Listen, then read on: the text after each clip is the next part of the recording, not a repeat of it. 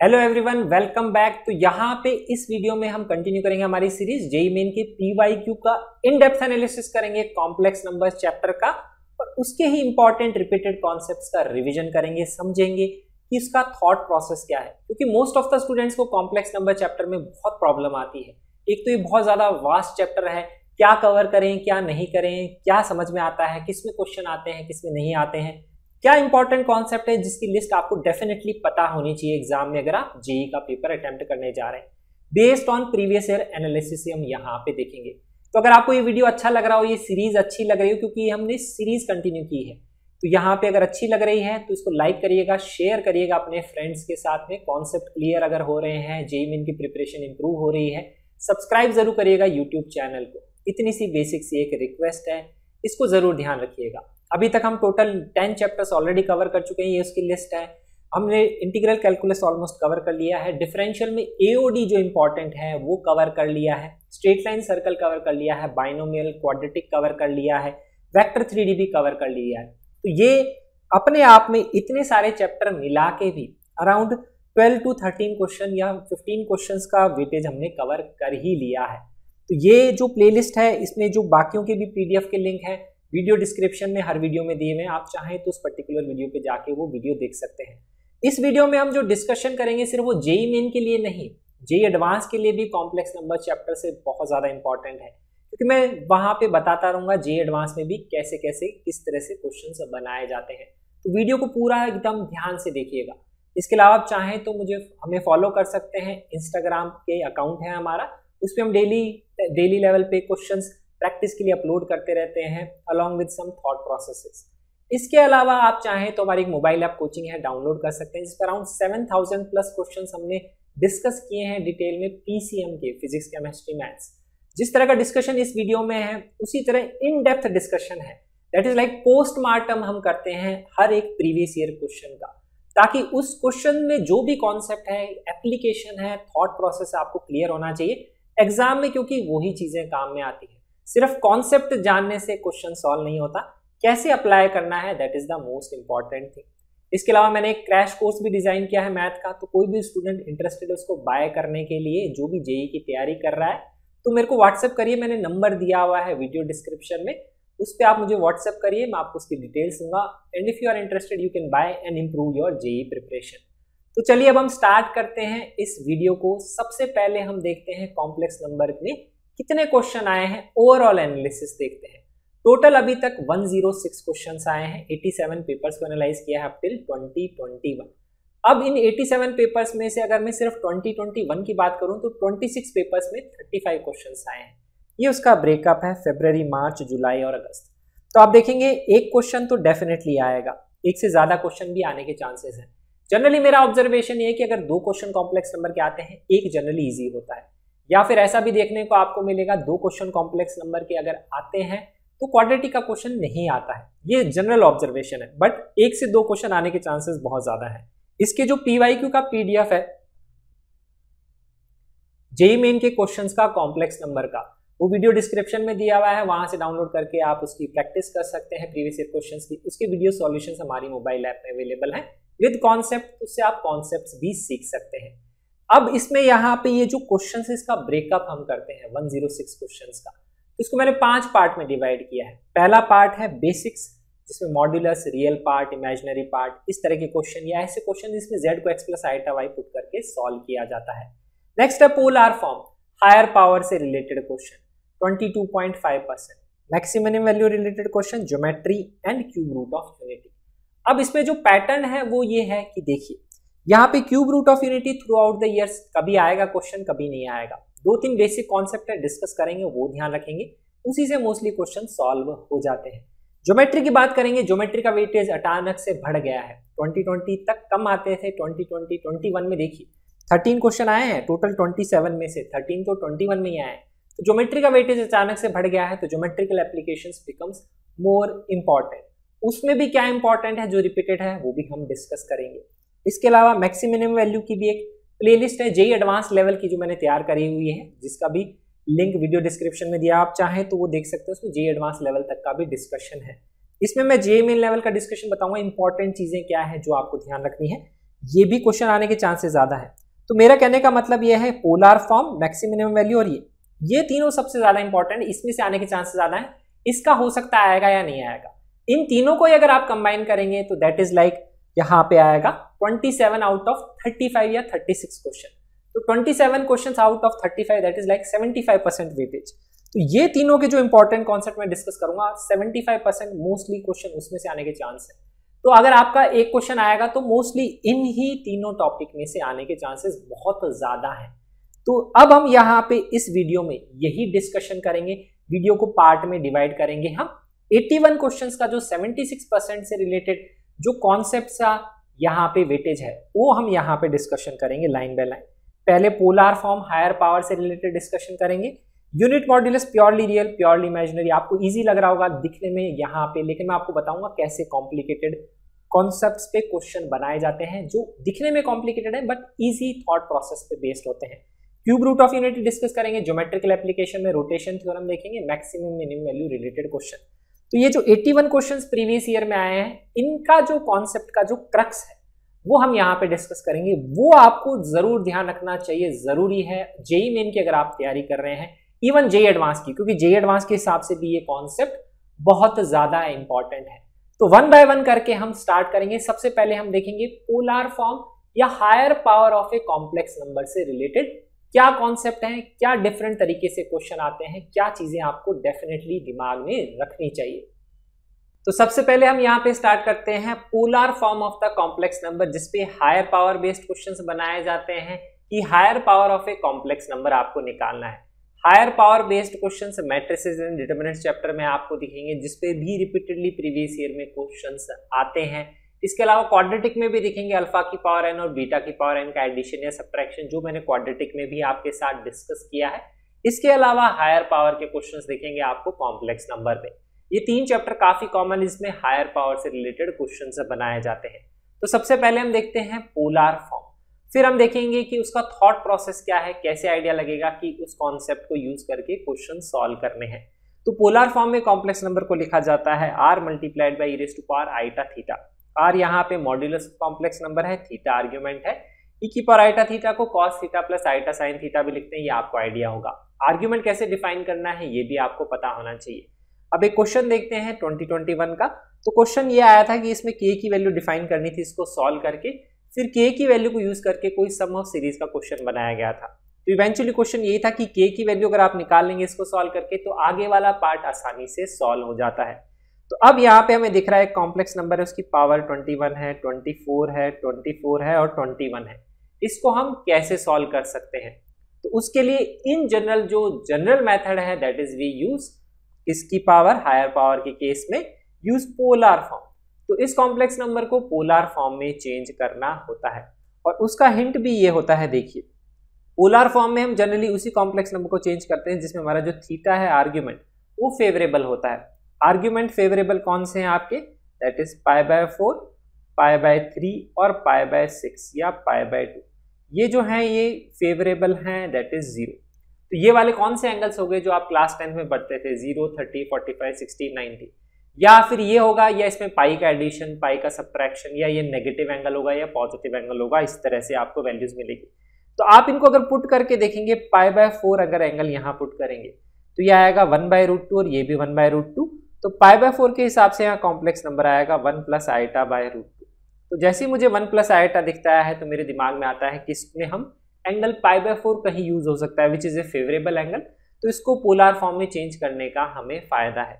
Similar तरीके से अगर आप देखेंगे 1 माइनस आइटा तो उसमें प्लस की जगह माइनस पाई बाय 4 हो जाएगा, ऐसे कुछ होगा। तो यहाँ पे ध्यान ये रखना है कि जो कॉम्प्लेक्स नंबर आपको ऐसा दिखेगा दैट इज +-1 + आयोटा, इस टाइप से दिखेगा तो पोलर फॉर्म यूजफुल होगा और आपको दिखेगा प्रीवियस ईयर क्वेश्चन में काफी जगह यही कॉम्प्लेक्स नंबर यूज किया हुआ होगा। दूसरा जो कॉम्प्लेक्स नंबर फेवरेबल है दैट इज एंगल 30 या 60 डिग्री। तो 30 या 60 डिग्री अगर आप यहाँ पुट करेंगे तो उसमें ये आएगा यहाँ पे +-√3 + आयोटा, या यहाँ पे आएगा +-1 +-√3 आयोटा। तो एक जगह √3 होगा, दूसरी जगह 1 होगा, इस तरह के कॉम्प्लेक्स नंबर जैसा आपको यहाँ दिख रहा है। तो ऐसे केसेस में पोलर फॉर्म को यूज करना ही यूजफुल होता है। ये हिंट है, थॉट प्रोसेस यही हमें आइडिया लगता है।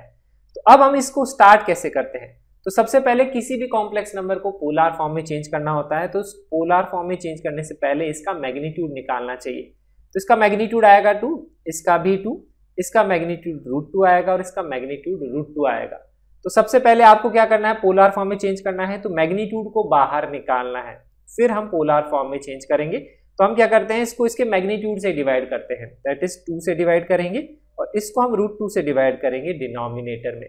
ये आपको ध्यान रखना है, सबसे पहले हम यही करते हैं। इसके बाद में जब हम इसको ये चेंज कर लेते हैं तो हमने इसका मैग्नीट्यूड 1 बना लिया है। e की पावर आइटा थीटा का भी मैग्नीट्यूड 1 है, क्योंकि cos square theta plus sin square theta that is 1। तो अब जिसको चेंज कर लिया है उसमें सिर्फ उसको e की पावर आइटा थीटा में रिप्रेजेंट करेंगे, थीटा वहां आर्ग्यूमेंट है। तो ये हमारा नेक्स्ट स्टेप होता है। उसके बाद में हम क्या करते हैं कि जिससे हमने डिवाइड किया, तो नोटिस करिए 2 की पावर 21 से ऊपर डिवाइड किया है, नीचे √2 की पावर 24 मतलब 2 की पावर 12 से डिवाइड किया है। तो 1/2 की पावर 21 है, यहाँ 1/2 की पावर 12 है। तो आपने इवेंचुअली क्या किया, 1/2 की पावर 9 मतलब 2 की पावर 9 से बेसिकली मल्टीप्लाई किया है। यही यहाँ पे 2 की पावर 9 से यहाँ पे मल्टीप्लाई किया है, तो आपको 2 की पावर 9 से डिवाइड करना पड़ेगा। तो ये वाली वैल्यू मैंने यहाँ पे उसी को कंपनसेट करने के लिए लिखी है। तो ये हो गया है हमारा नेक्स्ट स्टेप। अब इसके बाद में इसको चेंज करेंगे पोलर फॉर्म में। तो सबसे पहले इस कॉम्प्लेक्स नंबर को देखेंगे, तो मैं जनरली ज्योमेट्रिकल रिप्रेजेंटेशन से यूज करता हूं, कोऑर्डिनेट एक्सिस बनाऊंगा, पॉइंट -1/2 √3/2 है। तो ये सेकंड क्वाड्रेंट में लाया करता है, तो हमें पता है एंटी क्लॉकवाइज में मेजर करेंगे ये वाला एंगल। उसके लिए इस ट्रायंगल को यूज करेंगे 90 डिग्री के लिए, तो यहाँ पे ये वाला एंगल आ जाएगा 60 डिग्री, उससे 120 डिग्री आ जाएगा। सेम तरह से फिर यहाँ पे इसको लिखेंगे, तो 120 डिग्री के हिसाब से अगर इस वैल्यू को लिखेंगे तो e की पावर आइटा 2π/3 और उसकी पावर 21 यहाँ लिखेंगे। 1/2 √3/2 अगर इसमें देखेंगे, फिर इसमें देखेंगे तो ये 1/√2 -1/√2 है, तो ये यहाँ आ जाएगा एंगल -45 हो जाएगा, क्योंकि क्लॉकवाइज डायरेक्शन है। तो e की पावर -π/4 आइटा की पावर 24। फिर इसको अगर हम यहाँ देखेंगे तो ये फर्स्ट क्वाड्रेंट में पॉइंट है, तो हमें दिख रहा है एंगल 60 डिग्री, एंटी क्लॉकवाइज में ये एंगल होता। तो ध्यान रखेंगे एंगल रियल एक्सिस के साथ ही होता है आर्ग्यूमेंट का, ये आपको आइडिया बेसिक होना चाहिए। तो e की पावर आइटा π/3 की पावर 21, लास्ट में ये वैल्यू है, तो यहाँ पे ये पॉइंट आएगा, फर्स्ट क्वाड्रेंट में एंगल आएगा 45 डिग्री। तो e की पावर आइटा π/4 की पावर 24। तो यहाँ पे हमारी जो k की वैल्यू है अब ये जनरेट हो गई है, तो हमने ज्योमेट्रिकल यूज किया। अब हायर पावर को मल्टीप्लाई करिए, दिस इज द स्टेप। तो 21 को मल्टीप्लाई करेंगे तो यहाँ पे आएगा e की पावर 14π और यहाँ पे आएगा 6π, लेकिन ये यहाँ नेगेटिव साइन है, नीचे है, तो ऊपर जाके पॉजिटिव हो जाएगा, ऐड हो जाएगा। तो 14π + 6π और इसको भी सिंप्लीफाई करेंगे तो ये आएगा। तो e की पावर आइटा 20π, e की पावर आइटा π। अब e की पावर आइटा 20π देखेंगे तो sin 20π तो होता है, दैट इज 0। इवेंचुअली लास्ट में इसको आपको इसी फॉर्म को यूज करके चेंज करना है। तो यहाँ पे सिर्फ आएगा cos 2π, cos 2π इज 1 और यहाँ देखेंगे पाई अगर पुट करेंगे तो cos π इज -1, sin π 0, तो ये 1 - 1 आ जाएगा, दैट इज 0। तो देखिए कितना कॉम्प्लिकेटेड दिखने वाला एक्सप्रेशन है, फटाफट हमने सिंप्लीफाई कर लिया। ये पहला एप्लीकेशन है polar form of complex number का हायर पावर्स को सॉल्व करने का, तो इसको आप एग्जाम में यूज करेंगे। अब एग्जाम में कॉम्प्लेक्स नंबर दिया हुआ, उसकी हायर पावर अगर इस तरह से दी हुई है तो आप इस तरह से यूज कर सकते हैं।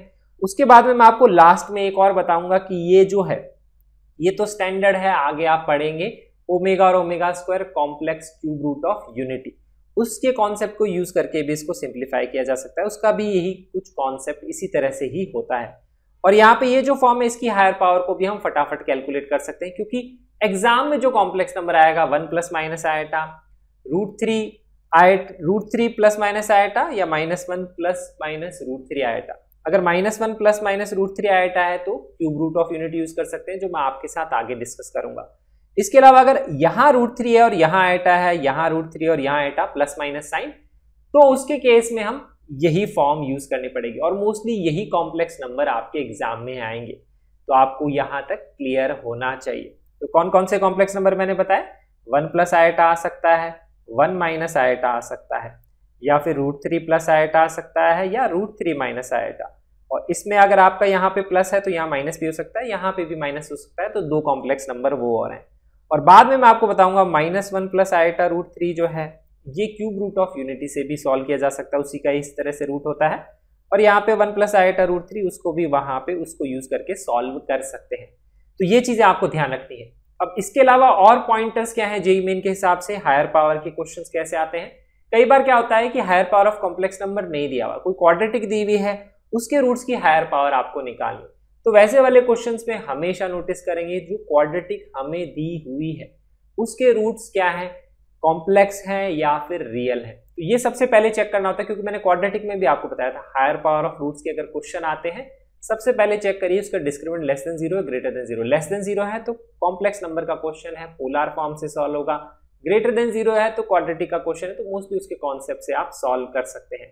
या फिर क्वाड्रेटिक हो सकती है, बाई क्वाड्रेटिक भी हो सकती है, x की पावर 4 उसके भी रूट्स हो सकते हैं। रिसेंटली 2021 में क्यूबिक के रूट से रिलेटेड भी हायर पावर का क्वेश्चन आया, तो क्यूबिक को वाला जो क्वेश्चन मैं क्यूब रूट ऑफ यूनिटी में डिस्कस करूंगा, वहां पे आपको समझ आएगा। और क्यूबिक के भी क्वेश्चन आप उस तरह से फिर सॉल्व कर सकते हैं, तो उस पर भी क्वेश्चन बनाए जाते हैं। इसके अलावा हायर पावर में 1 प्लस आइटा की पावर जो n है, 1 प्लस माइनस आइटा की power n, this is quite common. जैसे आपने प्रीवियस क्वेश्चन देखा उसमें बिना आप उसको पोलर फॉर्म में चेंज करके भी सिंप्लीफाई कर सकते हैं, उसका तरीका देखिए क्या है। और ये काफी रिपीटेड कॉम्प्लेक्स नंबर है, तो इसके लिए हम सबसे पहले नोटिस करते हैं 1 प्लस आइटा की सेकेंड पावर। तो 1 प्लस आइटा का स्क्वायर करेंगे तो ये कितना आता है 2 iota, which is a very good thing, क्योंकि यहाँ पे सिर्फ एक सिंगल वैल्यू आ रही है, that is an imaginary number. Same तरह से 1 माइनस आइटा का स्क्वायर करेंगे तो -2 आइटा आएगा। तो जो प्रीवियस क्वेश्चन था उसमें 1 प्लस आइटा की पावर मेरे हिसाब से वहां पे 12 था, तो उसमें मैं बोलता 2 आइटा की पावर 6, क्योंकि मैं 1 प्लस आइटा की पावर 12 को क्या करता 2 से डिवाइड कर देता। और 2 आइटा की पावर 6 इवेल्युएट करना इजी, क्योंकि 2 की पावर 6 हमें पता है, आइटा की पावर 6 हम इजीली इवेल्युएट कर सकते हैं। आइटा की पावर 4 1, आइटा स्क्वायर -1, तो नीचे -2 की पावर 6 हम डायरेक्टली लिख सकते थे। ऐसे हम फटाफट सिंप्लीफाई कर सकते हैं 1 प्लस आइटा और 1 माइनस आइटा। इसीलिए दो कॉम्प्लेक्स नंबर काफी यूजफुल हैं, बारी बारी हायर पावर में एग्जाम में रिपीट होते हैं, तो इस तरह से आप फटाफट एग्जाम में कैलकुलेशन कर सकते हैं। जैसे देखिए 2021 का ये क्वेश्चन था 2 आइटा की पावर n, 1 माइनस आइटा की पावर n-2, तो मुझे दिख रहा है 2 आइटा और यहाँ 1 माइनस आइटा, तो मुझे दिख रहा है इसको मैं 1 माइनस आइटा का स्क्वायर कर दूं तो यहाँ पे ये वैल्यू आ जाएगी, दैट इज -2 आइटा। और अगर मैंने इसको स्क्वायर किया है तो पावर को मुझे हाफ करना पड़ेगा, तो इस क्वेश्चन को मैं ऐसे लिख लेता हूं। और इस तरह के क्वेश्चन बनाए जाते हैं, लीस्ट वैल्यू ऑफ n बताइए कि ये एक रियल नंबर है, ये कॉम्प्लेक्स नंबर है। इस तरह से questions cube root of unity पे भी बनाए जाते हैं, पावर इवेल्युएट करनी होती है कि लीस्ट क्या है, और इंटीजर टाइप के क्वेश्चंस इस पे बनाए जाते हैं। तो अब ये क्वेश्चन सिंपल हो जाता है क्योंकि 2 आइटा कॉमन है, तो 2 आइटा की पावर आप निकाल लेंगे, मतलब आइटा की पावर निकाल लेंगे। तो आइटा की पावर जब जनरेट होगी तो लीस्ट वैल्यू ऑफ n जिसके लिए वो रियल नंबर होगा, बहुत ईजी है क्योंकि पावर 4 का मल्टीपल होना चाहिए। तो ये कुछ इंपॉर्टेंट पॉइंटर्स हैं हायर पावर ऑफ रूट्स या उससे रिलेटेड क्वेश्चंस के लिए, तो ये आपको ध्यान रखना चाहिए। That is also related to polar form. ऐसे क्वेश्चंस काफी कॉमन है, जेईई मेन में आते हैं। इसके अलावा अगर हम देखेंगे नेक्स्ट एक और यहाँ पे एप्लीकेशन देखेंगे इस कॉन्सेप्ट का, दैट इज पोलर फॉर्म का। तो ऐसे वाले क्वेश्चंस में क्या होता है, कॉम्प्लेक्स नंबर 2 दिए हुए होते हैं। ऐसे यहाँ पे प्रीवियस ईयर क्वेश्चन में 3-4 क्वेश्चन आपको दिख जाएंगे। 2 कॉम्प्लेक्स नंबर है, उसके मैग्नीट्यूड को रिलेट किया गया है, आर्ग्यूमेंट को रिलेट किया गया है। जैसे देखिए z और w, z या ओमेगा, या z या w आप कुछ भी बोल सकते हैं। और एक नए कॉम्प्लेक्स नंबर का आर्ग्यूमेंट या उसका इमेजिनरी पार्ट, रियल पार्ट, ऐसे करके कुछ पूछा जाता है। तो ऐसे वाले केस में क्या होता है, पोलर फॉर्म यूज करना इज मोर यूजफुल। तो यहाँ पे हम क्या करते हैं, ये जो मैग्नीट्यूड दिया हुआ है तो इसको हम लिख लेते हैं mod of z multiplied by mod of w या ओमेगा इज इक्वल टू 1। फिर हम एक कॉम्प्लेक्स नंबर का यहाँ पे मॉड्यूलस r मान लेते हैं और आर्ग्यूमेंट थीटा मान लेते हैं। तो z को मैं r e⁻ थीटा लिख लेता हूँ। उससे फिर मैं w के बारे में लिखता हूँ। तो जो w के बारे में लिखूंगा तो उसका मैग्नीट्यूड मुझे पता है, r की टर्म्स में 1/r आ जाएगा, ये हम लिख सकते हैं यहाँ पे। और यहाँ पे w का आर्ग्यूमेंट भी मैं z की टर्म्स में लिखूंगा तो आएगा थीटा -3π/2। तो ये मैंने उसका आर्ग्यूमेंट लिख लिया। जो भी कॉम्प्लेक्स नंबर उसका मैग्नीट्यूड और आर्ग्यूमेंट पुट कर देंगे तो उसको हम पोलर फॉर्म में ऐसे लिख सकते हैं। z बार मैंने क्यों डिफाइन किया, क्योंकि यहाँ पे z बार को यूज किया गया है जो क्वेश्चन में सॉल्व करना है। तो मैंने z बार निकाला तो मैग्नीट्यूड सेम रहता है, आर्ग्यूमेंट में माइनस साइन आता है, ये आपको पता ही होगा। तो इस तरह से z बार डिफाइन कर लिया।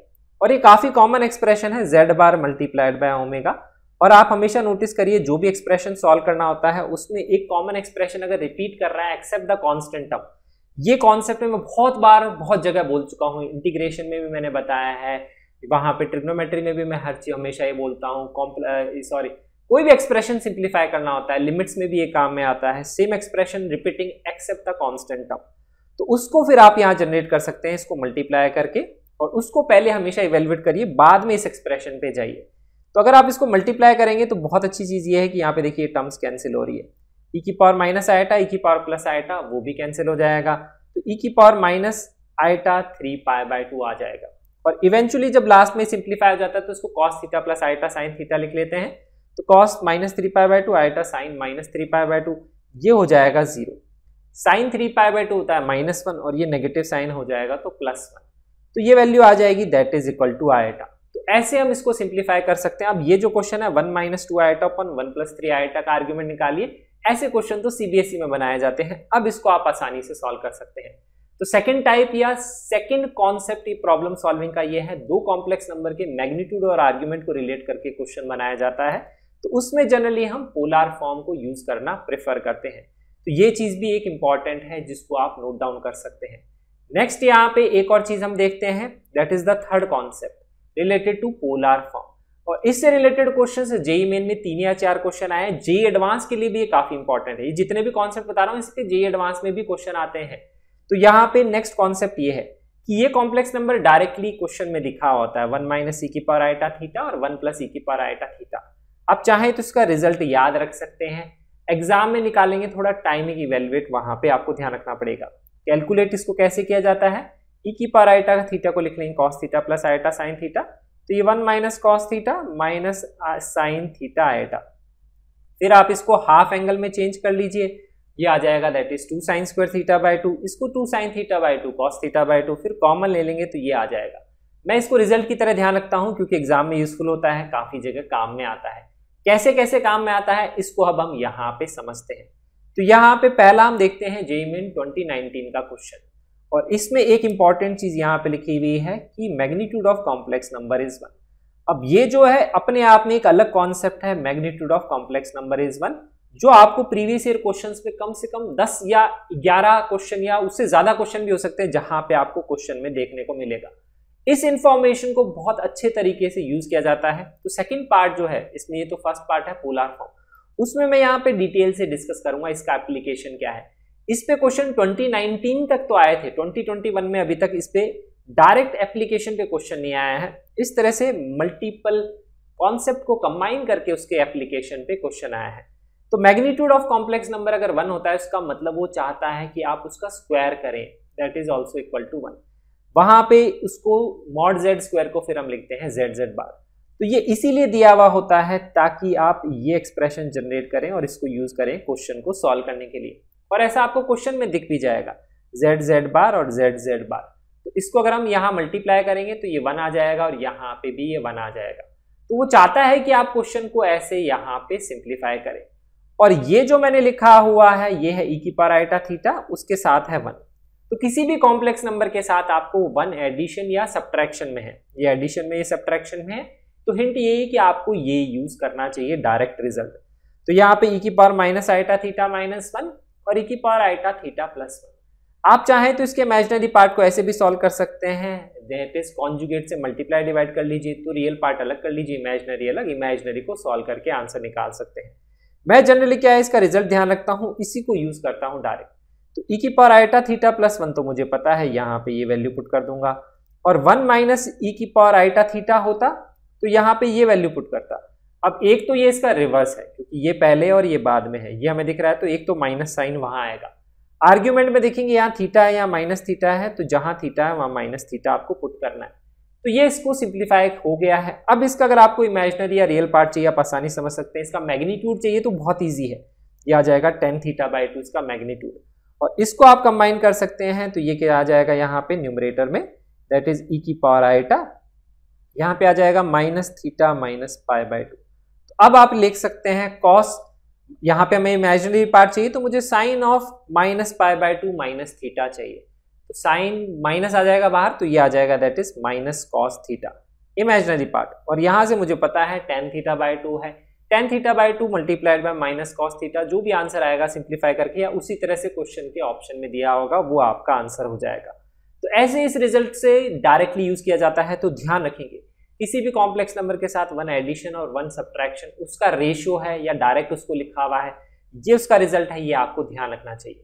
दूसरा एक इंपॉर्टेंट ऑब्जर्वेशन जिसपे क्वेश्चन बनाया जाता है, उसमें एक नोटिस करने वाली चीज ये है कि अगर आप इनका रेशो लेंगे, पहले मैंने रेशो लिया e की पावर आइटा थीटा था और माइनस आइटा थीटा था, मतलब उसके कॉन्जुगेट थे।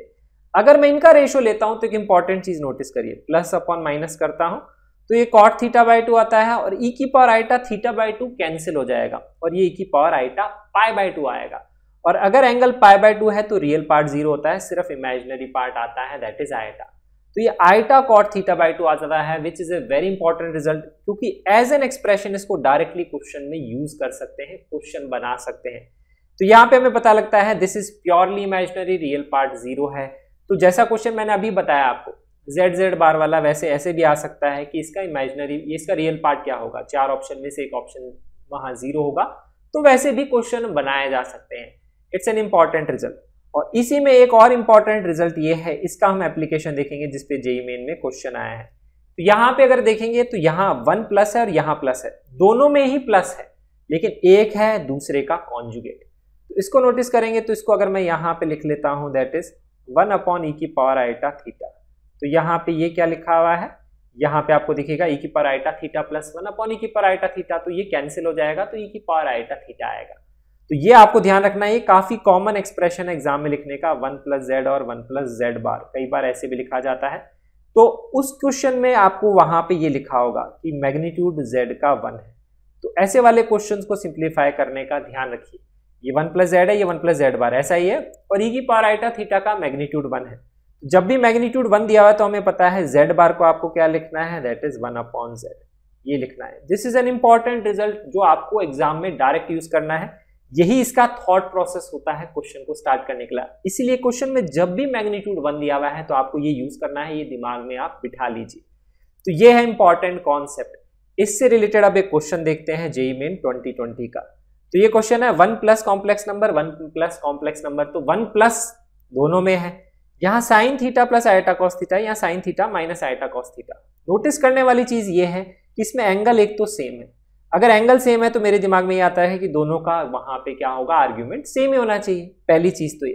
दूसरी चीज हमें ये पता है कि एक में प्लस साइन है और एक में माइनस साइन है आइटा के आगे, तो मुझे ये भी लग रहा है कि ये एक दूसरे के कॉन्जुगेट हो सकते हैं या हैं। ये तो अपने को दिख रहा है, कॉन्जुगेट तो दिख ही रहे हैं, एक दूसरे के हैं, आर्ग्यूमेंट भी सेम हो सकता है, तो कुछ इस तरह का एक्सप्रेशन दिख रहा है मुझे यहाँ पे। तो अब हम यहाँ पे इसको नोटिस करेंगे, तो ऐसे एक्सप्रेशन को जनरेट करने के लिए यहाँ cos theta plus iota sine theta है, आइटा के साथ साइन की टर्म है, वो साइन की नहीं है, तो आपको क्या करना पड़ेगा, इसको साइन में चेंज करना पड़ेगा, इसको कॉस में। तो बहुत इजी होता है, पाई बाई 2 माइनस कर देंगे एंगल तो वो चेंज हो जाएगा, दैट इज कॉम्प्लीमेंट्री एंगल। तो इसको pi by 2 minus 2 pi by 9 कर देंगे तो ये कोसाइन में आ जाएगा, ये साइन में आ जाएगा, तो ये एंगल इसमें चेंज हो जाएगा। तो मैंने इसको cos theta plus iota sine theta में चेंज किया ताकि ई की पावर आइटा थीटा की टर्म्स में इसको लिख सकूं, इसको ई की पावर माइनस आइटा थीटा लिख सकूं, थीटा जहां पे आर्ग्यूमेंट है।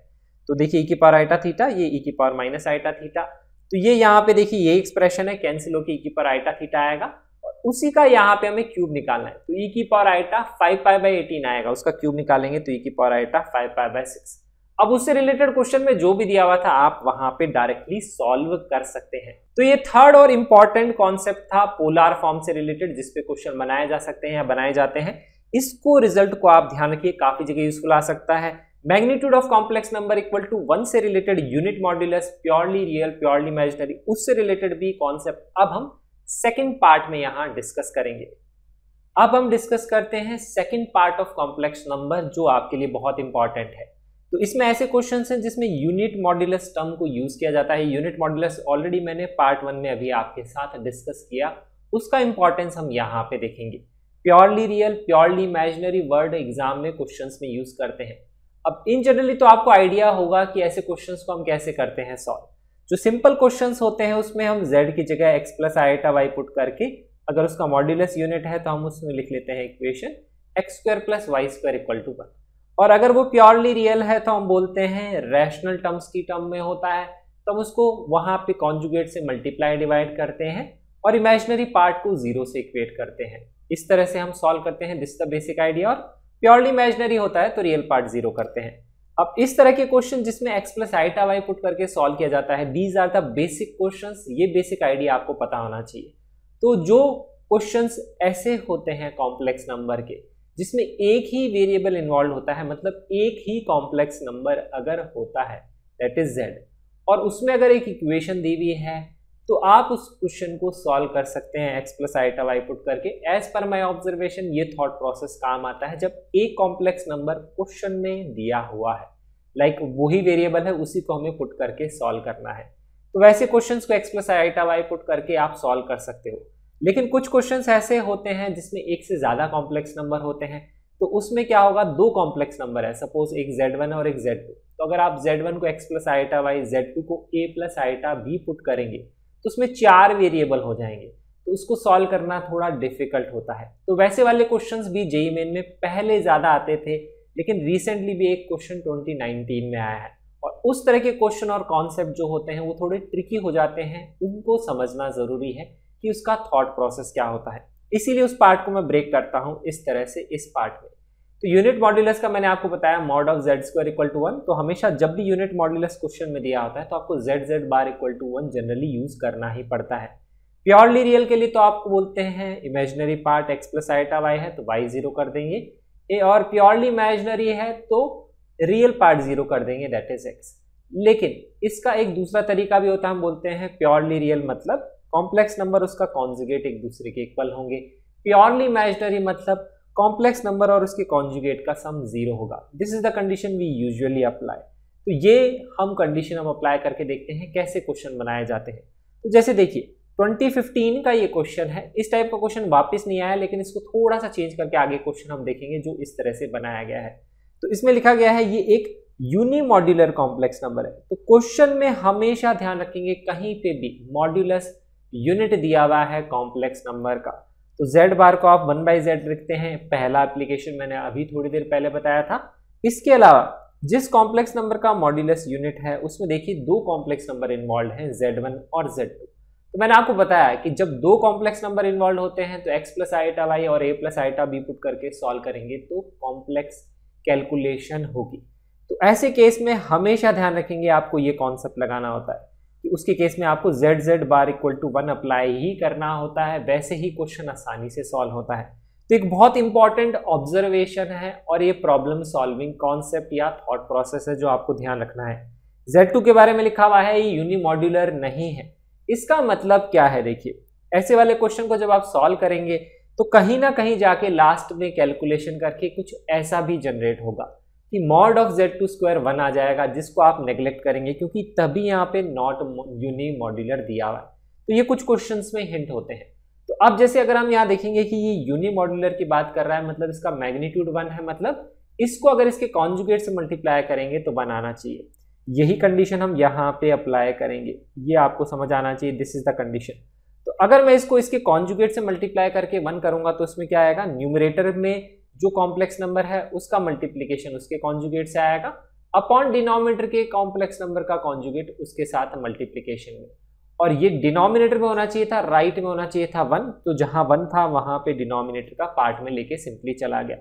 अब जैसे ही आप एक कंडीशन लगेंगे और इसमें definitely z2 is not unimodular, मतलब mod of z2 square equal to 1 कहीं से आएगा या mod of z2 equal to 1 generate होगा ही होगा, तो वो यहां से जनरेट होगा। अब आपको सिर्फ कैलकुलेशन करनी है।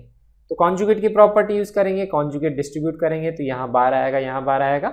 इसमें देखेंगे 2 तो कांस्टेंट है, बार नहीं आएगा, यहाँ बार आएगा और यहाँ z2 बार का बार क्या हो जाएगा, z2 हो जाएगा। सिंपल मल्टीप्लीकेशन करिए, इसको इन दोनों से करेंगे, इसको फिर इन दोनों से करेंगे, इस तरह से ये 4 टर्म आएंगी। राइट साइड में भी 4 टर्म आएगी। आप कैलकुलेशन करके जरूर देखिएगा, ये मैं सिंपली वैल्यूज यहाँ पुट कर रहा हूँ। तो अब जैसे ही ऐसे क्वेश्चंस होते हैं इसमें दो कॉम्प्लेक्स नंबर होते हैं, unimodular, purely real, purely imaginary, ऐसे क्वेश्चंस में इस तरह से कंडीशन सॉल्व करना ज्यादा इजी रहता है और ज्यादा आसानी से सॉल्व होता है। तो अब अगर हम यहाँ देखेंगे तो आपको दिखेगा कि कैलकुलेशन में क्या टर्म्स कैंसिल हो रही है। 2z1 z2 बार ये कैंसिल हो रहा है, ये यहाँ से कैंसिल हो रहा है, तो इवेंचुअली यहाँ पे 4 टर्म बच गई हैं। और उसमें देखेंगे mod z1 square, mod z2 square आ रहा है, z1 के मॉड का स्क्वायर, z2 के मॉड का स्क्वायर और 4। तो यहाँ पे ये टर्म जनरेट हो रही है। और ऐसे वाले क्वेश्चंस में जिसमें दो कॉम्प्लेक्स नंबर होते हैं आप इस तरह से कंडीशन लगाएंगे। मैं 1-2 क्वेश्चन और यहाँ पे आपको बताऊंगा, उसमें हमेशा इस तरह से जनरली 4 ही टर्म जनरेट होती हैं, 4 टर्म कैंसिल हो जाती हैं। 4 टर्म जनरेट होने का थॉट प्रोसेस क्या है कि क्वाड्रेटिक में मैंने आपको बताया है फैक्टराइजेशन जब आप करते हैं तो उसमें 4 टर्म्स ही होती है, मिडिल टर्म को स्प्लिट करते हैं, 2-2 टर्म के पेयर बनते हैं और वो फैक्टर्स में जनरेट होता है।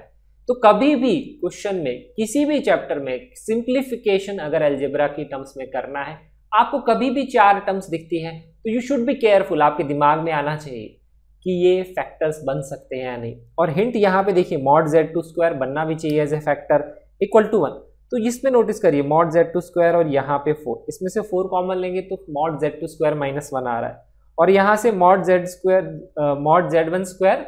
-4 आ जाएगा, ये चीज आ जाएगी। अब क्योंकि क्वेश्चन में लिखा हुआ है कि ये यूनिमॉड्यूलर नहीं है तो यहाँ पे ये चीज 0 नहीं होगी तो यही चीज 0 होगी। तो इस तरह से हम बोल सकते हैं आंसर आ जाएगा मॉड z1 इक्वल टू 4।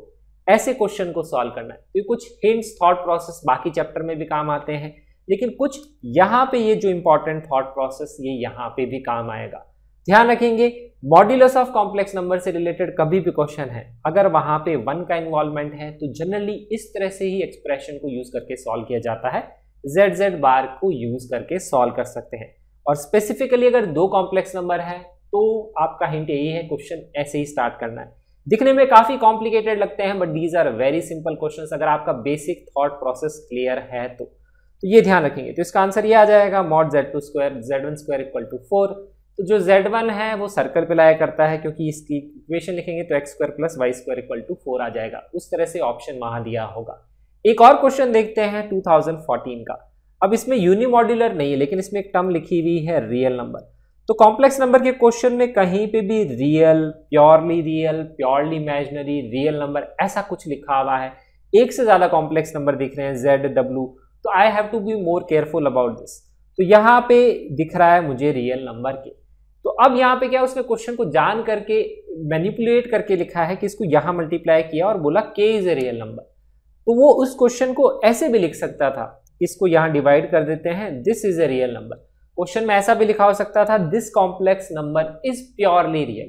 तो देखिए क्वेश्चन को कंफ्यूज करने के लिए उसने इधर मल्टीप्लाई करके इस तरह से एक्सप्रेशन लिखा हुआ है ताकि आप सोच नहीं पाए, कंफ्यूज हो जाएं, क्योंकि कॉम्प्लेक्स नंबर वैसे ही इतना कॉम्प्लिकेटेड लगता है।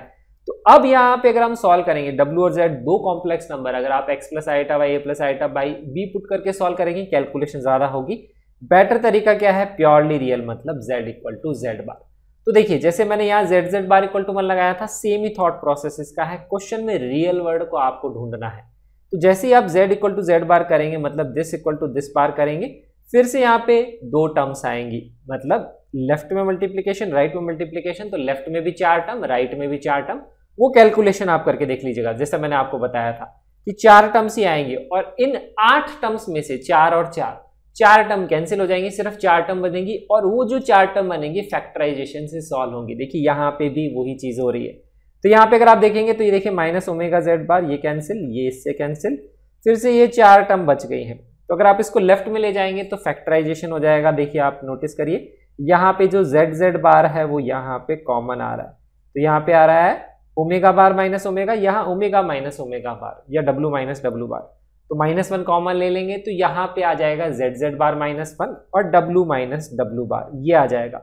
अब इस वाले क्वेश्चन में भी एक अच्छी चीज ये थी कि इस क्वेश्चन को मैंने पूरा यहाँ नहीं लिखा है, लेकिन क्वेश्चन में लिखा हुआ था, क्या लिखा हुआ था कि w is not equal to w bar. क्योंकि क्वेश्चन में अगर आप पढ़ेंगे तो ये कंप्लीट क्वेश्चन नहीं, क्वेश्चन में लिखा हुआ था कि जो w कॉम्प्लेक्स नंबर है उसका यहाँ पे जो इमेजिनरी पार्ट है वो w इक्वल टू w बार नहीं है, मतलब वो प्योरली रियल नहीं है। उसके बारे में लिखा था कि इसका इमेजिनरी पार्ट 0 नहीं है, ये क्वेश्चन में लिखा हुआ था। अगर इसका इमेजिनरी पार्ट 0 नहीं है मतलब ये प्योरली रियल नहीं है, मतलब ये चीज 0 नहीं हो सकती, मतलब यही चीज 0 होगी। तो इससे भी आंसर क्या आ रहा है, z बार इक्वल टू 1, मतलब जो कॉम्प्लेक्स नंबर z है वो एक सर्कल पे लाया करता है क्योंकि उसकी equation x² + y² equal to 1 आएगी। ऐसे क्वेश्चन को सॉल्व किया जाता है। तो हमने इसका एप्लीकेशन देखा, इसका देखा, और इस तरह से क्वेश्चन प्योरली इमेजिनरी पे भी आपको प्रीवियस ईयर में दिख जाएगा और ऐसे क्वेश्चन आपको दिखेंगे। ऐसे 5-6 क्वेश्चन पहले आए थे जो दिखने में कॉम्प्लिकेटेड लगते हैं, बट अगर आपका बेसिक क्लियर है कब इसको यूज करना है, थोड़ा सा ध्यान रखेंगे तो आप सॉल्व कर सकते हैं। इसके अलावा एक और क्वेश्चन देखते हैं, वो यहाँ पे देखिए क्वेश्चन ये है कि ये जो w कॉम्प्लेक्स नंबर यहाँ लिखा हुआ है z की टर्म में, तो देखेंगे यहाँ 2 कॉम्प्लेक्स नंबर एक दूसरे की टर्म्स में है, यही है, तो 2 कॉम्प्लेक्स नंबर इन्वॉल्व है और यहाँ लिखा हुआ है मॉड ऑफ z <1। मैंने आपको बताया mod of z equal to 1 में यूज करना है। तो देखिए 1 है लेकिन इनइक्वालिटी है, फर्क नहीं पड़ता है, कॉन्सेप्ट यही यूज करेंगे तो इजी कैलकुलेशन होगी, ऐसा आप कर सकते हैं। या फिर मैं यहाँ पे आपको जो कॉन्सेप्ट बताना चाह रहा हूं ये कि अगर एक इक्वेशन आपको इस तरह से लिखी हुई है कि एक कॉम्प्लेक्स नंबर दूसरे कॉम्प्लेक्स नंबर की टर्म्स में है, जैसे यहाँ पे WZ की टर्म्स में है। अगर मैं प्रीवियस क्वेश्चन देखता हूं तो यहाँ पे मैं देखता हूं W और Z एक दूसरे की टर्म्स में यहाँ पे लिखे हुए हैं। तो ऐसे क्वेश्चन में अगर ये कांस्टेंट टर्म K डिफाइंड होता, जैसे यहाँ पे अगले क्वेश्चन में देखेंगे, यहाँ पे डिफाइंड है 3 और 5, अगर ये डिफाइंड है तो इसका मतलब उस इक्वेशन में K जैसा कोई फैक्टर नहीं है, कांस्टेंट टर्म्स है और W और Z इस तरह से एक रिलेशन है। तो आप हमेशा इस इक्वेशन को कैसे लिख सकते हैं, W as a function of Z, और इसको मैं चाहूं तो Z as a function of W भी लिख सकता हूं। और उसके केस में फिर जैसे क्वेश्चन बनाया जाता है वैसे उसको सॉल्व किया जाता है। तो कहने का मतलब है कि एक इक्वेशन है कॉम्प्लेक्स नंबर्स की जिसमें दो वेरिएबल हैं, दो कॉम्प्लेक्स नंबर इन्वॉल्व हैं, W और Z या A और B या फिर Z1 Z2 जो भी है। तो आप अगर उस इक्वेशन से एक कॉम्प्लेक्स नंबर को दूसरे में चेंज कर सकते हैं, ये थॉट प्रोसेस आपको ध्यान रखना है। ऐसा थॉट प्रोसेस दिमाग में क्यों आता है, क्योंकि देखिए यहाँ पे लिखा हुआ है magnitude of Z is less than 1, और उससे जो ऑप्शन दिया हुआ है वो देखेंगे W के इमेजिनरी या रियल पार्ट पे कंडीशन पूछी गई है। तो इस इनइक्वालिटी से हमें कैसे भी करके रियल या इमेजिनरी पार्ट ऑफ W में इनइक्वालिटी बनानी है, क्योंकि ऑप्शन वैसे ही हमें दिए हुए हैं। तो ये सब चीजें थॉट प्रोसेस आप देख सकते, क्वेश्चन देखेंगे आपको आइडिया लगेगा। तो जैसे ही मेरे को ये क्वेश्चन दिखा तो मुझे पता है कि W in terms of Z है, तो मैं Z in terms of W निकालूंगा। क्यों निकालूंगा, क्योंकि इनइक्वालिटी फिर मैग्नीट्यूड ऑफ W में बनेगी, और जो मैग्नीट्यूड ऑफ W में इनइक्वालिटी बनेगी तभी मैं यहाँ पे क्या बोल सकता हूं, इमेजिनरी पार्ट ऑफ W और रियल पार्ट ऑफ W पे कंडीशन बोल सकता हूं। तो ऐसा कई बार क्वेश्चन में होता है, दो कॉम्प्लेक्स नंबर एक इक्वेशन, एक को दूसरे के टर्म्स में रिप्रेजेंट करना होता है, देखना पड़ता है किस पे कंडीशन और ऑप्शन किससे रिलेटेड पूछा गया है। अगर यहाँ पे मॉड ऑफ W होता लेस देन 1 तो मैं इसी के मैग्नीट्यूड पे लेस देन 1 कंडीशन लगा देता। अब ये लेस देन 1 है तो हम ये भी कर सकते हैं दिस मल्टीप्लाइड बाय इसका कॉन्जुगेट इज लेस देन 1, जैसा हमने पहले किया था इक्वल टू 1 के लिए, आप कॉन्जुगेट से मल्टीप्लाई करके भी लेस देन 1 कर सकते हैं। या फिर इसमें तो इस तरीका और है, क्योंकि अब ये सिंगल कॉम्प्लेक्स नंबर है तो मैंने आपको बताया जब भी सिंगल कॉम्प्लेक्स नंबर है x plus iota y a plus iota b आप यूज कर सकते हैं। तो इसको मैं यहाँ मल्टीप्लाई करके a प्लस आइटा b की फॉर्म में अगर w को लिख लूं और ऐसे कंडीशन बना सकता हूं मैग्नीट्यूड को इक्वेट करके इनइक्वालिटी में, फिर उससे आप सॉल्व करेंगे तो a या b में से एक टर्म कैंसिल हो जाएगी, या तो रियल पार्ट में इनइक्वालिटी आएगी, इमेजिनरी पार्ट में आंसर आ जाएगा। तो ये है तीसरा थॉट प्रोसेस। एक कॉम्प्लेक्स नंबर नहीं है, दो कॉम्प्लेक्स नंबर है, एक इक्वेशन, एक को दूसरे के टर्म्स में चेंज करके क्वेश्चन बनाया जा सकता है। तो ये तीन इंपॉर्टेंट हैं जो डिफिकल्ट क्वेश्चंस हैं या डिफिकल्ट थॉट प्रोसेस है जो आपको ध्यान रखना है। बाकी सिंपल क्वेश्चंस होते हैं a plus iota b x plus iota y, जिसको आप डायरेक्टली सॉल्व कर सकते हैं। तो ये आपको ध्यान रखना है, और ये जेईई एडवांस के हिसाब से भी काफी इंपॉर्टेंट कॉन्सेप्ट है। अब हम चलते हैं थर्ड पार्ट की तरफ। तो थर्ड पार्ट में हम यहाँ डिस्कस करेंगे क्यूब रूट ऑफ यूनिटी से रिलेटेड कौन से कॉन्सेप्ट हैं जो आपको जेईई मेन के हिसाब से स्पेसिफिकली ध्यान रखने चाहिए, और उन कॉन्सेप्ट्स पे जेईई एडवांस में भी काफी रिपीटेड क्वेश्चंस बनाए जाते हैं। तो क्यूब रूट ऑफ यूनिटी से अभी तक टोटल 12 क्वेश्चंस आए हैं, और इसमें अगर आप 2021 में देखेंगे तो 4 क्वेश्चन आए हैं। तो अब क्यूब रूट ऑफ यूनिटी के क्वेश्चंस काफी ज्यादा पूछे जाने लगे हैं, लेकिन स्टैंडर्ड टाइप ऑफ क्वेश्चंस ही उसमें से रिपीट होते हैं। तो जो हायर पावर के क्वेश्चंस होते हैं जो मैंने आपके साथ पार्ट 1 में डिस्कस किए थे इस वीडियो के, उसी में कुछ special type of complex number होते हैं जिसको हम क्यूब रूट ऑफ यूनिटी बोलते हैं, उसकी हायर पावर के क्वेश्चन से रिलेटेड इस पे सबसे ज्यादा क्वेश्चंस बनाए जाते हैं। तो अब क्यूब रूट ऑफ यूनिटी का कॉन्सेप्ट देखते हैं। तो यूनिटी मतलब हो गया 1, एक्स क्यूब इक्वल टू 1 के जो रूट्स होते हैं उसी को बोलते हैं क्यूब रूट्स ऑफ यूनिटी, मतलब यूनिटी के 3 रूट्स। तो यहाँ पे इसको हम फैक्टराइज करेंगे तो एक्स क्यूब माइनस 1 क्यूब लिखेंगे इक्वल टू 0, तो आएगा x minus 1 x square plus x plus 1 equal to 0। एक रूट तो एक्स इक्वल टू 1 आपको मिल रहा है, इसके अगर आप रूट्स निकालेंगे, इसका अगर आप रूट्स निकालेंगे यूजिंग क्वाड्रेटिक फॉर्मूला, तो 2 कॉम्प्लेक्स रूट्स आएंगे। उन कॉम्प्लेक्स रूट्स की वैल्यू आएगी -1 प्लस आइटा रूट 3/2 और -1 माइनस आइटा रूट 3/2। इन्हीं रूट्स को हम ओमेगा और ओमेगा स्क्वायर भी बोलते हैं।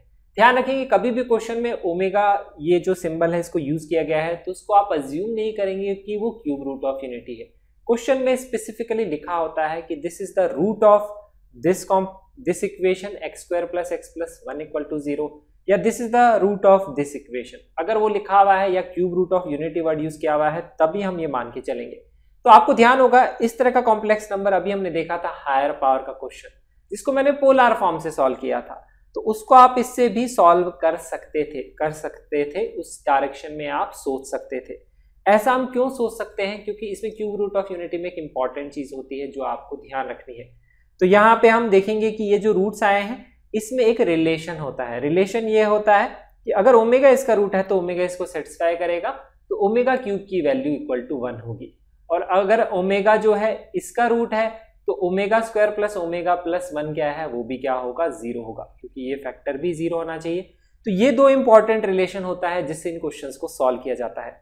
तो जैसे स्टार्टिंग में क्वेश्चन कुछ ऐसे ही था मेरे हिसाब से, जितना मुझे याद है, इसकी पावर 24 आपसे पूछी गई थी, लेकिन ये वाला जो कॉन्सेप्ट है ये इसी रूट पे लगेगा, तो इसीलिए आपको पोलर फॉर्म का भी कॉन्सेप्ट पता होना चाहिए। 1 प्लस आइटा 1 माइनस आइटा की शॉर्टकट ट्रिक भी पता होनी चाहिए। और इसके केस में अगर हम इसकी पावर 24 करेंगे तो आपको क्या मिलेगा यहाँ पे कि ये अगर ओमेगा है तो यहाँ पे ओमेगा की पावर 24 मतलब ओमेगा क्यूब की पावर 8 दैट इज 1। तो ये चीज क्या आएगी पावर में 24 दैट इज 1। डायरेक्टली उससे आप उसको सॉल्व कर सकते हैं। लेकिन अगर इसमें मैं मिसप्लेस कर दूं, √3 यहाँ आ जाए और आइटा यहाँ सिर्फ 1 हो, तब हम ऐसे नहीं कर पाएंगे, तब पोलर फॉर्म में चेंज करके ही करना पड़ेगा। इसीलिए दोनों कॉन्सेप्ट पता होने जरूरी है। इन रूट्स को आप ध्यान रखेंगे, ओमेगा और ओमेगा स्क्वायर की ये वैल्यू होती है। तो ये तो रूट होते हैं x क्यूब इक्वल टू 1 के। अब इसके क्वेश्चन को थोड़ा सा कॉम्प्लिकेट करके कैसे पूछा जा सकता है वो मैं आपको बताता हूं। तो x क्यूब इक्वल टू 1 के ये रूट होते हैं। इसी तरह से अगर हम बोलेंगे x क्यूब इक्वल टू -1 के, तो इसके अगर आपको रूट्स लिखने हैं तो इसके रूट्स क्या होते हैं, that is -1 minus omega square. ये इसके रूट्स होते हैं, ये हमें पता होना चाहिए क्योंकि कई बार ऐसे भी क्वेश्चन में लिखा हो सकता है। तो अब यहाँ पे इसको हम क्या ध्यान रखते हैं, इसका अगर आप फैक्टराइजेशन करेंगे तो यहाँ पे वैल्यू क्या आएगी, x cube plus 1 equal to 0। तो यहाँ पे एग्जाम में क्वेश्चन में हो सकता है कि x cube plus 1 equal to 0 के रूट्स की बात हो, या फिर a क्यूब प्लस b क्यूब का जो फॉर्मूला है क्वेश्चन में ये भी हो सकता है कि x प्लस 1, और यहाँ हो सकता है x square minus x plus 1 equal to 0। तो यहाँ पे क्वेश्चन में सिर्फ ये भी हो सकता है कि x square minus x plus 1 equal to 0 के जो रूट्स हैं उसकी हायर पावर से रिलेटेड क्वेश्चन। तो ध्यान रखेंगे इसके रूट्स क्या होते हैं, माइनस ओमेगा और minus omega square.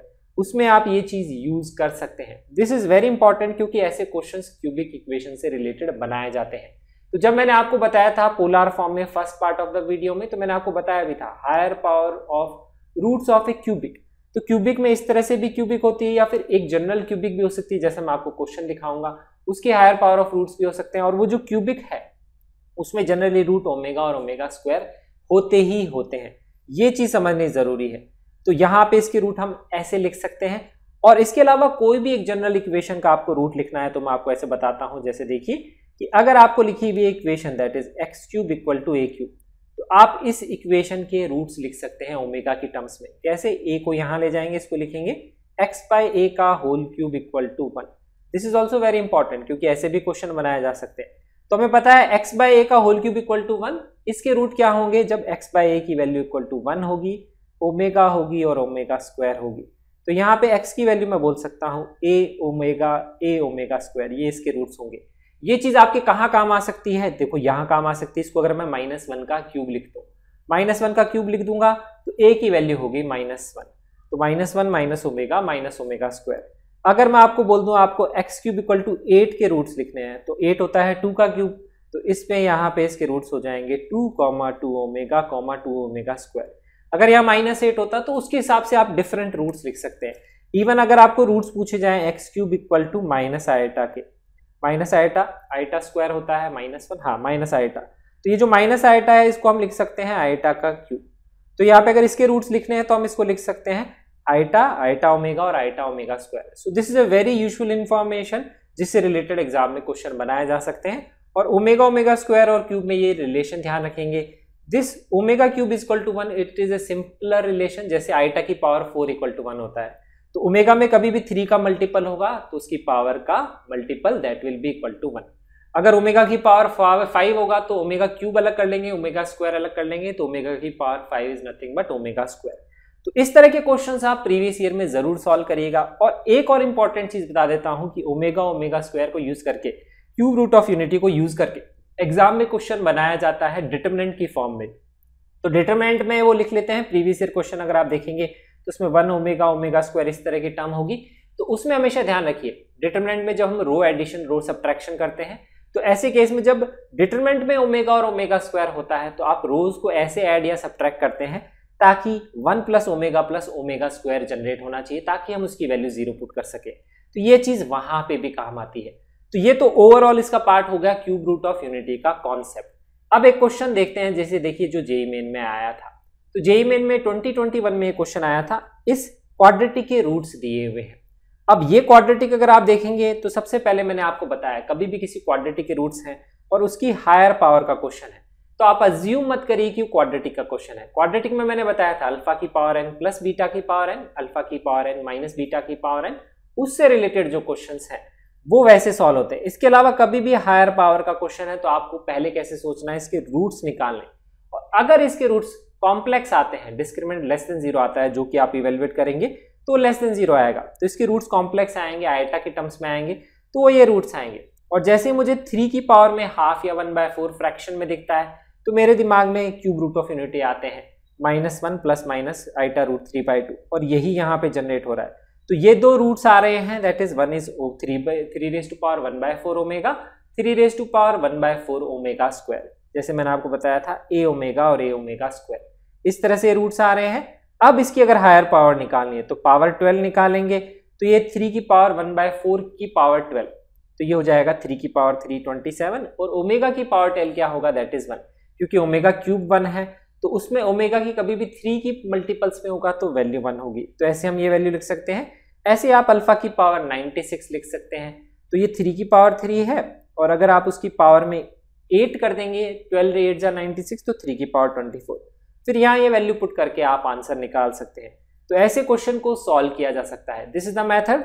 Higher power किसी भी क्वाड्रेटिक के रूट्स की बात कर रहे हैं, अगर उसके roots cube root of unity के टर्म्स में आ रहे हैं, अगर क्यूब रूट ऑफ यूनिटी के टर्म्स में नहीं आते तो फिर से उसको पोलर फॉर्म में चेंज करते हैं, फिर उसकी हायर पावर से रिलेटेड क्वेश्चन बनाया जा सकता है, ये ध्यान रखेंगे। दूसरा एक और इंपॉर्टेंट मेथड मैं बताता हूं जो मैंने ऑब्जर्व किया है। यहाँ पे जो क्वेश्चन 2021 में आया, ऐसे 2 क्वेश्चन आए थे जिसमें यहाँ पे क्या था, क्वाड्रेटिक थी जिसमें फ्रैक्शन पावर्स थी, 3 की पावर 1/4, 3 की पावर 1/2, एक में 2 में 3 पावर, इस तरह से थी। तो वैसे क्वेश्चन को हम ऐसे भी सॉल्व कर सकते हैं अगर कॉम्प्लेक्स रूट्स हैं तो। उसमें हायर पावर के क्वेश्चन को ऐसे भी सॉल्व किया जा सकता है कि यहाँ पे अगर रूट एक अल्फा मान लेता हूं तो यहाँ पे मैं ये इक्वेशन लिख सकता हूं, इस टर्म को मैं ले गया राइट में और इसको मैंने लिखा सिर्फ लेफ्ट में, अल्फा सेटिस्फाई करके, और उसके बाद में हम सॉल्व कैसे करते हैं, होल स्क्वायर करके। तो बेसिकली आइडिया होता है पावर 12 जनरेट करने की कोशिश करिए, क्योंकि क्वेश्चन लिखा ऐसे ही है, पावर 12 पावर 96 अलग। पावर 12 जनरेट करने के लिए आप इसका एक बार स्क्वायर करेंगे तो पावर 4 आ जाएगा। फिर इसको यहाँ पे हमारा आइडिया यह है कि जब हम स्क्वायर कर रहे हैं तो 3 की फ्रैक्शन पावर्स हटा रहे हैं, तो यहाँ पे इसको यहाँ राइट में ले जाएंगे, फिर होल स्क्वायर कर देंगे तो पावर 8 आ जाएगी। ऐसे हम यहाँ पे स्क्वायर कर करके 3 की फ्रैक्शन पावर्स हटाते हैं, और जो भी रूट की हाईएस्ट पावर जनरेट कर सकते हैं वो जनरेट करिए सबसे पहले। This is the first thought process. ये काफी जगह यूजफुल होते हुए मैंने देखा है। क्वेश्चंस प्रैक्टिस करेंगे तो थोड़ा ज्यादा आइडिया आपको लगेगा कि अप्लाई हो सकता है या नहीं। अब ये जो इक्वेशन आ गई है ये अल्फा की पावर 8 में, हमें अल्फा की पावर 12 चाहिए। तो अब जो नेक्स्ट कॉन्सेप्ट है, इस तरह का कॉन्सेप्ट हम मैट्रिसेस में अप्लाई करते हैं। मैट्रिसेस की हायर पावर के लिए सेम मैट्रिक्स से दोनों तरफ मल्टीप्लाई कर देते हैं पावर इंक्रीज करने के लिए। तो इसमें अल्फा की पावर 8 है तो इसको मैं अल्फा की पावर 4 से मल्टीप्लाई कर दूंगा यहाँ पे दोनों तरफ, तो अल्फा की पावर 12 आ जाएगा। तो ये 3 अल्फा की पावर 8 और 9 अल्फा की पावर 4। अब यहाँ पे जो अल्फा की पावर 8 की वैल्यू है, ये वैल्यू मैं यहाँ से पुट कर दूंगा, -3 अल्फा की पावर 4 -9। तो ये वैल्यू जैसे ही मैं यहाँ पुट करूंगा तो आप नोटिस करेंगे अल्फा की पावर 4 की टर्म यहाँ कैंसिल हो रही है और अल्फा की पावर 12 की टर्म आ गई 27। तो ऐसे हम ये फर्स्ट जो अल्फा की पावर 12 है इसको इवेल्युएट कर सकते हैं, और एक बार ये इवेल्युएट हो गया तो नेक्स्ट हायर पावर 96 भी इवेल्युएट किया जा सकता है। तो ये मेथड भी काफी जगह यूजफुल होता है। तो ये कॉन्सेप्ट है क्यूब रूट ऑफ यूनिटी का। इसके क्वेश्चंस भी आप प्रीवियस ईयर से जरूर सॉल्व करिएगा। अब नेक्स्ट हम यहाँ पे डिस्कस करते हैं fourth part, that is the geometrical application of complex number. Geometrical application of complex number काफी इंपॉर्टेंट हो गया है through out the recent years. 2020, 21 यहाँ पे क्वेश्चंस बढ़ गए हैं अचानक से। अगर आपने देखा होगा तो 13 क्वेश्चन 2021 में ही पूछे गए हैं, और टोटल जो 27 क्वेश्चंस आए हैं ज्योमेट्री में अभी तक कॉम्प्लेक्स नंबर्स में, उसमें से जो 20 क्वेश्चन हैं वो इन टॉपिक से रिलेटेड हैं जो सबसे ज्यादा इंपॉर्टेंट है। पहला है सर्कल की इक्वेशन, दूसरा है लाइन से रिलेटेड कॉन्सेप्ट, तीसरा देखेंगे सर्कल की इक्वेशन को मॉडिफाई करके कैसे यूज कर सकते हैं, जो कि जेईई एडवांस के हिसाब से भी इंपॉर्टेंट है। चौथा हम यहाँ देखेंगे रोटेशन थ्योरम को कैसे यूज किया जाता है क्वेश्चंस में, क्योंकि रोटेशन थ्योरम के रिसेंटली 2021 में ही क्वेश्चन आए हैं और वो जेईई एडवांस के हिसाब से भी काफी इंपॉर्टेंट हो जाता है। तो यहाँ पे सबसे पहले देखते हैं सर्कल की इक्वेशन। तो जो सर्कल की इक्वेशन है उसको दो तरह से लिखते हैं स्टैंडर्ड फॉर्म में। पहला तरीका होता है mod of z minus z not equal to r, जहां पे ये सेंटर ऑफ सर्कल है z नॉट, r है उसका रेडियस।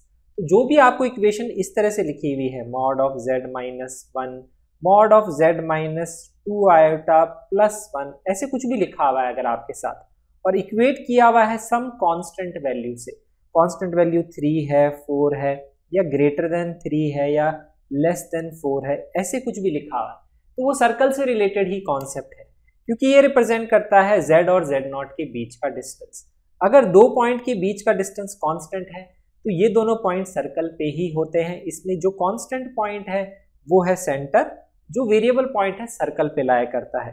तो अगर हम इसका डायग्राम बनाने की कोशिश करेंगे तो सर्कल कुछ ऐसा होगा, सर्कल इस तरह से होगा, इसका सेंटर होगा z नॉट पे और इसकी जो रेडियस होगी that will be equal to r।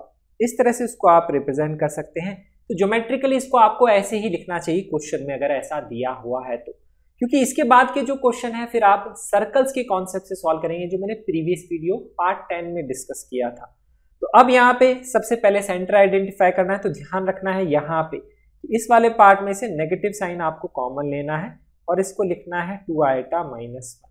तो इसका एक्स कोऑर्डिनेट -1 है और y coordinate that is iota वाला पार्ट है दैट इज 2, तो ये उसका सेंटर है। गलती से 1, -2 मत कर दीजिएगा, गलत हो जाएगा, ये मिस्टेक स्टूडेंट्स करते हैं, ये आपको नहीं करनी है। तो पहला तरीका है सर्कल की इक्वेशन को लिखने का। दूसरा तरीका है लिखने का कि मॉड्यूलस है तो आप उसका स्क्वायर कर सकते हैं, जैसे मैंने आपको बताया था मॉड z इक्वल टू 1 है, स्क्वायर करेंगे तो mod z square equal to 1, जिसको z बार इक्वल टू 1 लिख सकते हैं। वैसे ही यहाँ पे हमने इसका स्क्वायर किया तो इसको z minus z not multiplied by z minus z not का बार इक्वल टू r स्क्वायर भी लिख सकते हैं। और उसको अगर आप सिंप्लीफाई करेंगे तो एक इक्वेशन आएगी इस तरह से, जिसमें मॉड z स्क्वायर होगा, z बार का कोफिशिएंट होगा और z का कोफिशिएंट होगा और उसके साथ कांस्टेंट टर्म होगी। इस तरह से जो इक्वेशन आएगी that also represents the equation of circle. उसको हम ऐसे समझ सकते हैं कि यहाँ पे मॉड z स्क्वायर की जो टर्म है उसका कोफिशिएंट 1 है, तो यहाँ पे ये जो x स्क्वायर और y स्क्वायर की जो टर्म आएगी, क्योंकि z को अगर x प्लस आइटा y लिख लेंगे, x स्क्वायर y स्क्वायर का कोफिशिएंट अगर सेम होता है 2 डिग्री इक्वेशन में दैट रिप्रेजेंट्स ए सर्कल, तो ये सर्कल को ही रिप्रेजेंट करता है। और यहाँ नोटिस करिए z बार आ भी रहा है मॉड z का स्क्वायर, तो ये सर्कल को रिप्रेजेंट करता है। सर्कल की इक्वेशन ये स्टैंडर्ड होती है, इसको आपको ध्यान रखना चाहिए। अब इसमें जो सेंटर होता है वो होता है यहाँ पे z बार का जो कोफिशिएंट होता है उसका negative times that is minus beta. तो ध्यान रखेंगे बीटा और बीटा बार क्या है, ये भी कॉम्प्लेक्स नंबर ही है, सिर्फ कांस्टेंट टर्म है c और रेडियस निकाली जाती है mod of beta square minus c। तो अगर आपने सर्कल चैप्टर पहले डिस्कस किया होगा तो आपने देखा होगा उसमें मैंने g square plus F square minus c लिखता हूँ और माइनस बीटा क्या है, सेंटर का ही पार्ट है, तो minus g comma minus F, और minus g comma minus F को अगर कॉम्प्लेक्स नंबर में लिखना चाहेंगे तो minus g minus iota F ऐसे ही तो लिखेंगे। तो यहाँ पे ये क्या आएगा, माइनस जी माइनस एफ का मैग्नीट्यूड लेंगे तो जी स्क्वायर प्लस एफ स्क्वायर आएगा, तो ये वही चीज लिखी हुई है। तो ये सर्कल की इक्वेशन को दूसरे तरीके से लिखने का तरीका, और ये मैं इसलिए बता रहा हूँ क्योंकि 2021 में रिसेंटली इस कॉन्सेप्ट पे क्वेश्चन आया, तो ये कॉन्सेप्ट लेटेस्ट है, ये आगे रिपीट भी हो सकता है। तो ये सर्कल की इक्वेशन आपको लिखा हुआ है, इसमें ए और डी रियल कांस्टेंट आपको बताना है, ये सर्कल रिप्रेजेंट करेगा या नहीं करेगा, करेगा तो क्या कंडीशन है। लेकिन ध्यान रखिए ऐसा क्वेश्चन आ सकता है कि सर्कल का सेंटर बताओ, उसकी रेडियस बताओ, उसके आगे फिर उसकी टेंजेंट बताओ, नॉर्मल बताओ, ऐसे क्वेश्चन बनाए जा सकते हैं। तो इस फॉर्म को समझना जरूरी है कैसे इंटरप्रिटेशन होता है। तो उसके लिए जेड स्क्वायर का कोफिशिएंट पहले 1 बनाना होता है, तो पहले आप ए से डिवाइड करेंगे, फिर जेड बार का जो कोफिशिएंट है उससे आएगा सेंटर, तो उससे बीटा आपका रिप्रेजेंट होगा, सेंटर माइनस बीटा आएगा। तो अगर यहां से अगर हम सेंटर लिखना चाहें तो वो यहाँ पे आ जाएगा, that is minus alpha by. अब अल्फा ध्यान रखेंगे ये कॉम्प्लेक्स एंटिटी है, ए जो है और डी कांस्टेंट है रियल।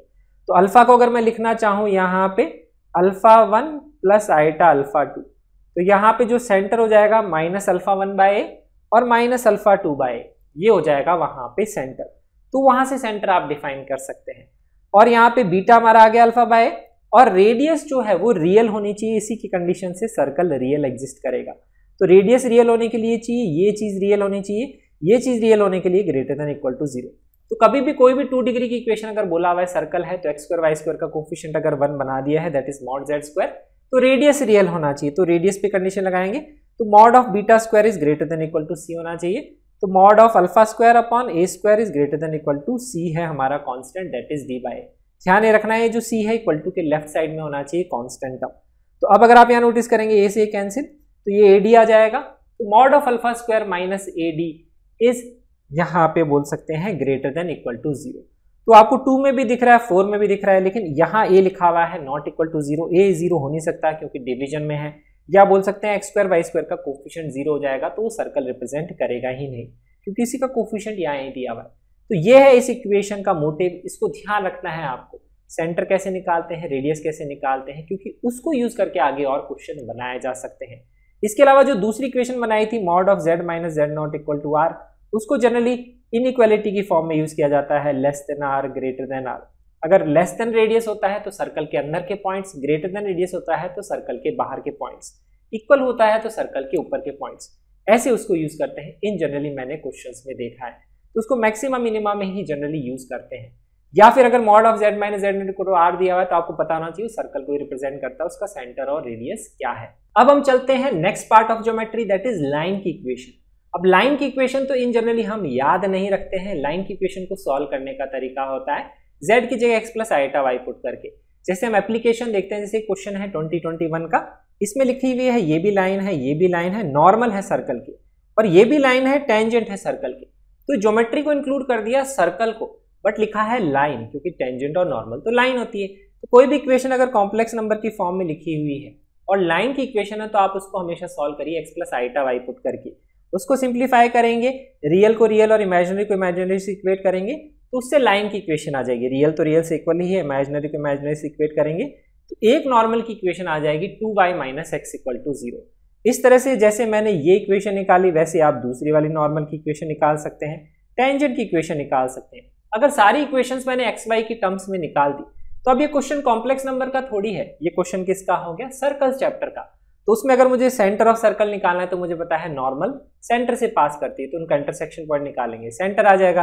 रेडियस निकालना है और टेंजेंट की इक्वेशन लिखी हुई है तो सेंटर का टेंजेंट से perpendicular distance will be radius, तो वैसे रेडियस आ जाएगा। तो ऐसे हम इसको सॉल्व कर सकते हैं। तो लाइन में ध्यान रखेंगे x प्लस वाइटा y पुट करके आप उसको सॉल्व करके इक्वेशन निकाल सकते हैं। अब नेक्स्ट एक इंपॉर्टेंट लाइन होती है जो आपको ध्यान रखनी चाहिए, that is the line called the perpendicular bisector, क्योंकि ये काफी क्वेश्चंस में यूज होगी। Mod of z minus z1 equal to mod of z minus z2 की फॉर्म में।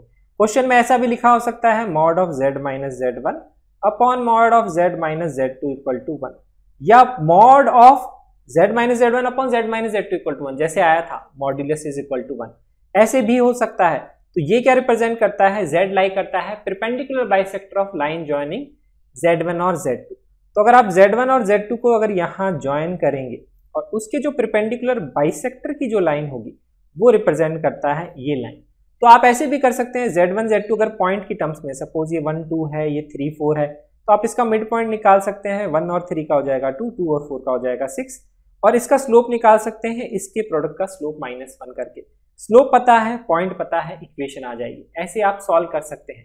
तो उससे आपको पता लग जाएगा जो कॉम्प्लेक्स नंबर z है उसमें जो x और y में जो इक्वेशन है वो क्या होगी। ऐसे कर सकते हैं। या फिर मैंने आपको बताया कभी भी लाइन की इक्वेशन निकालनी है तो आप कॉम्प्लेक्स नंबर z को x plus iota y put करके बोथ साइड इक्वेट करके सॉल्व कर सकते हैं। वैसे भी आप निकाल सकते हैं, दोनों तरीके सही है, लेकिन मैं इसको रिजल्ट की तरह ध्यान रखता हूं क्योंकि एग्जाम में कैलकुलेशन फास्ट करने की कभी कभी ये काम में आता है। इसमें z लाई करता है perpendicular bisector of line segment joining z1 और z2। जैसे देखिए यहाँ पे क्वेश्चन wz z बार में लिखा हुआ है, ये इक्वेट किया हुआ है, तो इसको मैं लिख सकता हूँ mod of z plus iota equal to mod of z minus 3 iota. इससे ये कॉन्सेप्ट से डायरेक्टली फटाफट आंसर कैसे आएगा आप सॉल्व कर सकते हैं इसको x plus iota y put करके बोथ द साइड्स, उससे सॉल्व करके भी वही आंसर आएगा जो भी मैं आपको बताऊंगा, that is y equal to 1। बाकी मैं देख के भी ये बता सकता हूँ, देखिए कैसे, क्योंकि यहाँ पे अगर z1 z2 निकालूंगा तो माइनस कॉमन लूंगा, z1 पॉइंट आएगा माइनस आइटा मतलब रियल पार्ट 0 है, इमेजिनरी पार्ट -1, तो 0 -1 पॉइंट। यहाँ पे रियल पार्ट 0, इमेजिनरी पार्ट 3 है तो 0,3। ध्यान रखेंगे -3 नहीं है क्योंकि z2 हमारा क्या है, दैट इज 3 आइटा है। अब इन दोनों पॉइंट्स की परपेंडिकुलर बाइसेक्टर की बात करेंगे तो ये दोनों पॉइंट्स को अगर आप नोटिस करेंगे तो इनका रियल पार्ट 0 है, इमेजिनरी पार्ट ही सिर्फ एग्जिस्ट करता है। तो ये किस पे लाई करते हैं, that is on y axis, that is the imaginary axis.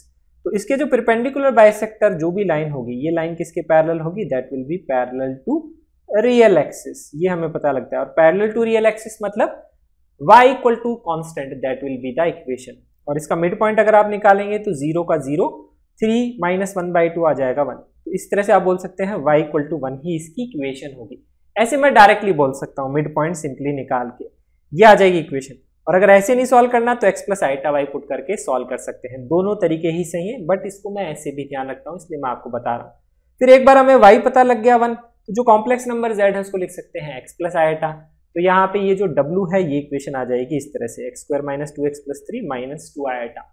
अब लिखा हुआ है रियल पार्ट ऑफ w की मिनिमम वैल्यू, तो रियल पार्ट ऑफ w हमारा ये है, ये मिनिमम होना चाहिए। क्वाड्रेटिक कब मिनिमम होता है, वर्टेक्स पे, वर्टेक्स इसका आएगा x equal to 1 that is minus b/2a, और x इक्वल टू 1 पे अगर इसकी वैल्यू निकालेंगे तो कितनी आएगी, that is 1 minus 2 plus 3, value आएगी 2। तो उससे आपको w पता लग जाएगा, 2 ब्रैकेट में 1 माइनस आइटा, इस तरह से आ जाएगा ये w। फिर आगे क्वेश्चन में क्या लिखा हुआ था, क्वेश्चन में ये लिखा हुआ था कि w की पावर n जो है वो रियल नंबर होना चाहिए, उसके लिए आपको लीस्ट वैल्यू ऑफ n, और मैंने आपको पहले भी बताया था higher power of complex number है तो उसमें लीस्ट वैल्यू ऑफ n से रिलेटेड क्वेश्चन आता है। और उसमें मैंने आपको बताया था 1 प्लस आइटा और 1 माइनस आइटा, तो देखिए यहाँ पे 1 माइनस आइटा ही है, तो यहाँ पे पावर n करेंगे तो इसमें n की क्या वैल्यू होनी चाहिए, रियल नंबर होना चाहिए। तो मैंने आपको बताया था 1 प्लस आइटा का स्क्वायर 1 माइनस आइटा का स्क्वायर आप निकाल सकते हैं, सिंपल होता है। तो सेम तरीके से हम यहाँ बोल सकते हैं 1 माइनस आइटा का स्क्वायर हो जाएगा माइनस 2 आइटा, और पावर में जो n है उसको मैं डिवाइड बाय 2 कर लूंगा, इसको ऐसे लिख सकता हूँ। और अगर ये रियल होना चाहिए मतलब आइटा की पावर n/2 रियल होना चाहिए। आइटा की पावर कब रियल होती है, जब आइटा की पावर 4 का मल्टीपल होता है, तो हम बोल सकते हैं n/2 4 का मल्टीपल होगा मतलब n 8 होगा, n की मिनिमम वैल्यू 8 होगी। इस तरह से ये क्वेश्चन था, काफी सिंपल क्वेश्चन है, जेईई मेन 2021 में आया, लेकिन लाइन की इक्वेशन आपको समझ आनी चाहिए कैसे आपको यूज करनी है, लिखनी है। तो x प्लस आइटा y दिमाग में रखिए, कुछ नहीं समझ में आ रहा है तो लाइन वर्ड यूज किया है, टेंजेंट, नॉर्मल, इस तरह से आपको ऐसे ही उसको सॉल्व करना चाहिए। अब यहाँ पे जो नेक्स्ट पार्ट है सर्कल की इक्वेशन को देखेंगे डिफरेंट तरीके से, जो जेईई एडवांस के लिए भी काफी इंपॉर्टेंट है, और इस पे जेईई मेन में भी आपको 4-5 क्वेश्चन कम से कम प्रीवियस ईयर में मिल जाएंगे। इक्वेशन ऐसे लिखी जाती है, argument of z minus z1 upon z minus z2 equal to alpha. Actual में सर्कल को रिप्रेजेंट नहीं करता, आर्क ऑफ सर्कल को रिप्रेजेंट करता है। देखिए इसका मतलब क्या है, तो यहाँ पे मैंने 3 पॉइंट बनाए हैं, z, z1 और z2, और z को z1 से ज्वाइन करूंगा, z को z2 से ज्वाइन करूंगा, और इनके बीच का एंगल है अल्फा। इसका ये बेसिकली मतलब होता है। तो यहाँ पे ये जो पॉइंट z है और z1 और z2 है ये एक सर्कल पे लाया करते हैं, इसको हम ये बोलते हैं। लेकिन जहां तक मैं z की बात करता हूं तो ये एक आर्क को ही रिप्रेजेंट करता है सर्कल के। तो यहाँ पे ये रिप्रेजेंट करेगा, अगर यहाँ z बनाया है मैंने तो यहां से लेकर के यहां तक के पॉइंट्स को ही ये रिप्रेजेंट करता है, इस रिमेनिंग साइड के पॉइंट्स को ये रिप्रेजेंट नहीं करता है। ये ध्यान रखना जरूरी है, यहाँ पे क्लियर रखिए। लेकिन जनरली क्या होता है, जब क्वेश्चन में होता है ऐसे दिया होता है, आपको z के बारे में पूछा होता है, तो सर्कल के ऊपर के पॉइंट की बात हो रही थी, हम सर्कल की इक्वेशन ही निकालते हैं। कैसे निकालेंगे आपको मैं आपके बाद में बताऊंगा। पहले समझते हैं कि ये जो z पॉइंट है सर्कल पे ही क्यों है, इसको समझते हैं। तो उसके लिए हम समझते हैं यहाँ पे ये जो इक्वेशन है इसको मैंने ऐसे लिख लिया, माइनस से मल्टीप्लाई करके, z1 माइनस z और z2 माइनस z, ऊपर नीचे माइनस से मल्टीप्लाई किया। अब आप यहाँ पे जो न्यूमरेटर वाला पार्ट है उसको देखिए क्या लिखा हुआ है, ये लिखा हुआ है z1 माइनस z। तो ये रिप्रेजेंट करता है 2 पॉइंट z और z1 को ज्वाइन करने वाले लाइन को, इस तरह से इसको रिप्रेजेंट करते हैं। तो जब मैंने z1 माइनस z लिखा तो इसको आप ऐसे समझ सकते हैं x1 plus iota y1 x plus iota y। तो आपको क्या मिलेगा, x1 minus x plus iota y1 minus y, यही यहाँ पे मिलेगा। तो ये उसको ही रिप्रेजेंट करता है, उसको कॉम्प्लेक्स नंबर में बोलते हैं, वो इस वेक्टर को रिप्रेजेंट करता है, z से z1 को जोड़ा। ध्यान ये रखना जरूरी है, जिसको सब्ट्रैक्ट किया है वो टेल पे रहेगा, जिसमें से सब्ट्रैक्ट किया है उस पे हेड आएगा। तो z1 minus z, z2 minus z, इसको मैंने ऐसे लिखा, इसीलिए यहाँ पे ये हेड है और यहाँ पे z2 का हेड है। आप बोलेंगे सर ऐसे लिखेंगे तो, ऐसे लिखेंगे तो आप उल्टी डायरेक्शन में बनाएंगे, कोई फर्क नहीं पड़ता है, लेकिन उसको फिर केस में आपको ऐसे बनाना पड़ेगा। तो इसीलिए में क्या है, इजी ये रहता है कि एक ही तरफ से स्टार्टिंग हो और दूसरी तरफ पे फिर वो हेड बने, इसीलिए हम इसको रीराइट करके ऐसे लिख लेते हैं। ऐसे ही z2 माइनस z है, तो जब भी यहाँ पे ऐसा लिखा हुआ है एक कॉम्प्लेक्स नंबर अपॉन दूसरे कॉम्प्लेक्स नंबर का डिवीजन, उसके अंदर आर्ग्यूमेंट लिखा हुआ है, इसका मतलब उन दोनों वेक्टर्स के बीच के एंगल की बात हो रही है। और यहाँ पे जो आर्ग्यूमेंट होता है ये ध्यान रखना है कि ये जो एंगल होता है ये एंटी क्लॉकवाइज डायरेक्शन में मेजर किया जाता है। कैसे? एंटी क्लॉकवाइज डायरेक्शन में। This is important geometrically. तो यहाँ पे ये जो वेक्टर है, ये जो वेक्टर है, इसके एंगल्स के बीच का डिफरेंस है, आर्ग्यूमेंट्स के बीच का डिफरेंस है। लेकिन ये वाला जो वेक्टर है एंटी क्लॉकवाइज अल्फा एंगल ज्यादा पे है। तो यहाँ पे Z1 माइनस Z क्योंकि ऊपर लिखा हुआ है, ये एंटी क्लॉकवाइज डायरेक्शन में अल्फा एंगल से ऊपर है इनके बीच का एंगल अल्फा। लेकिन Z1 माइनस Z हम यूं नहीं बना सकते, ये एंगल अल्फा नहीं है। यहाँ पे एंगल अल्फा क्या है कि Z1 माइनस Z जो है एंटी क्लॉकवाइज अल्फा एंगल से ज्यादा पे है। इसको ऐसे रिप्रेजेंट किया जाता है, ये आप ध्यान रखिए, इसका बेसिकली मतलब ये होता है। अब ये पॉइंट Z सर्कल के आर्क के ऊपर क्यों है? क्योंकि सर्कल में एक प्रॉपर्टी होती है कि सर्कल के ऊपर अगर आप कोई भी दो पॉइंट्स को ज्वाइन करके एक कॉर्ड बनाते हैं तो वो कॉर्ड क्या करती है, सेम साइड ऑफ आर्क पे सेम एंगल सबटेंड करती है। तो यहाँ पे ये पॉइंट Z मैं यहाँ पे भी ले सकता हूँ और यहाँ पे भी लूंगा तो ये वाला एंगल भी क्या आएगा, अल्फा ही आएगा। ऐसे आप इस आर्क पे कोई भी पॉइंट ले लीजिए, इन दोनों को ज्वाइन करेंगे हमेशा एंगल अल्फा ही बनेगा। तो ये जो Z पॉइंट है ये सारे के सारे इन पॉइंट्स को रिप्रेजेंट करता है। तो ये इस आर्क के ऊपर के पॉइंट्स को रिप्रेजेंट करता है, इसीलिए हम बोलते हैं ये आर्क ऑफ सर्कल पे लाई करता है। दिस थिंग इज इंपॉर्टेंट, ये इंपॉर्टेंट चीज है समझने वाली। यहां तक आपको क्लियर होना चाहिए। अब एग्जाम में क्वेश्चन कैसे आता है, क्वेश्चन में डायरेक्टली यही लिखा होता है। तो आपसे सर्कल का सेंटर पूछ सकते हैं, रेडियस पूछ सकते हैं, जैसा रिसेंटली 2021 में आया। सर्कल की इक्वेशन को यूज करके आगे टेंजेंट नॉर्मल कुछ भी पूछा जा सकता है, वो तो आप सर्कल के कॉन्सेप्ट में हो गया, कोऑर्डिनेट ज्योमेट्री में यूज कर सकते हैं। लेकिन इस इक्वेशन से आपको सर्कल का सेंटर और रेडियस पता करना आना चाहिए। That is the most important thing. क्योंकि एक बार सर्कल का सेंटर और रेडियस पता है तो आपको सर्कल के बारे में सब कुछ पता है, फिर आप कुछ भी करके कैसा भी क्वेश्चन सॉल्व कर सकते हैं। तो यहाँ पे सर्कल का सेंटर कैसे करते हैं फाइंड, उसके लिए सर्कल के सेंटर के कोऑर्डिनेट को अगर मैंने ZC लिखा है तो यहाँ पे ये वेक्टर बनाऊंगा मैं, इसको इससे ज्वाइन किया, इसको इससे ज्वाइन।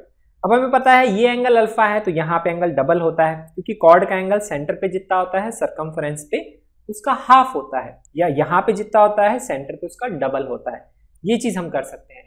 तो अगर मुझे सेंटर का कोऑर्डिनेट नहीं पूछा, सिर्फ रेडियस ऑफ सर्कल पूछा है, तो मेरे को कुछ भी यूज सॉल्व नहीं करना है। सिंपल इक्वेशन कैसे बनानी है मैंने आपको बताया भी था सर्कल चैप्टर में। जब भी कॉर्ड बनती है और कभी भी लेंथ का क्वेश्चन है, रेडियस का, कॉर्ड की लेंथ का, तो आपको हमेशा डायग्राम बनाना होता है। कॉर्ड पे परपेंडिकुलर ड्रॉ करते हैं सेंटर ऑफ सर्कल से। This is you always have to do. तो यहाँ पे Z1 और Z2 क्योंकि पॉइंट्स क्वेश्चन में दिए हुए होते हैं तो आपको इसकी पूरी लेंथ पता होती है।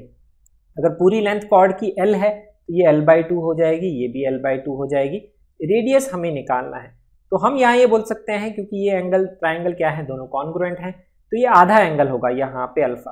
तो अल्फा आपको क्वेश्चन में दिया हुआ होगा, L आपको क्वेश्चन में दिया हुआ होगा, रेडियस आप निकाल सकते हैं R sin alpha equal to L/2। तो उससे आपकी R की वैल्यू आ जाएगी L/2 divided by sine alpha. ऐसे आप सॉल्व कर सकते हैं, सिर्फ रेडियस पूछा गया है तो। और रेडियस को यूज करके आगे कैसे भी क्वेश्चन बनाया जा सकता है। लेकिन अगर क्वेश्चन में सेंटर भी पूछ लिया, रेडियस भी पूछ लिया, तो कैसे करेंगे, तो उसका तरीका क्या होता है ये मैं आपको यहाँ पे बताता हूँ। तो उसके लिए आप क्या करते हैं, ये जो भी इक्वेशन लिखी हुई है Z minus Z1 upon Z minus Z2 equal to alpha, इसमें Z की जगह आप ZC पुट कर दीजिए।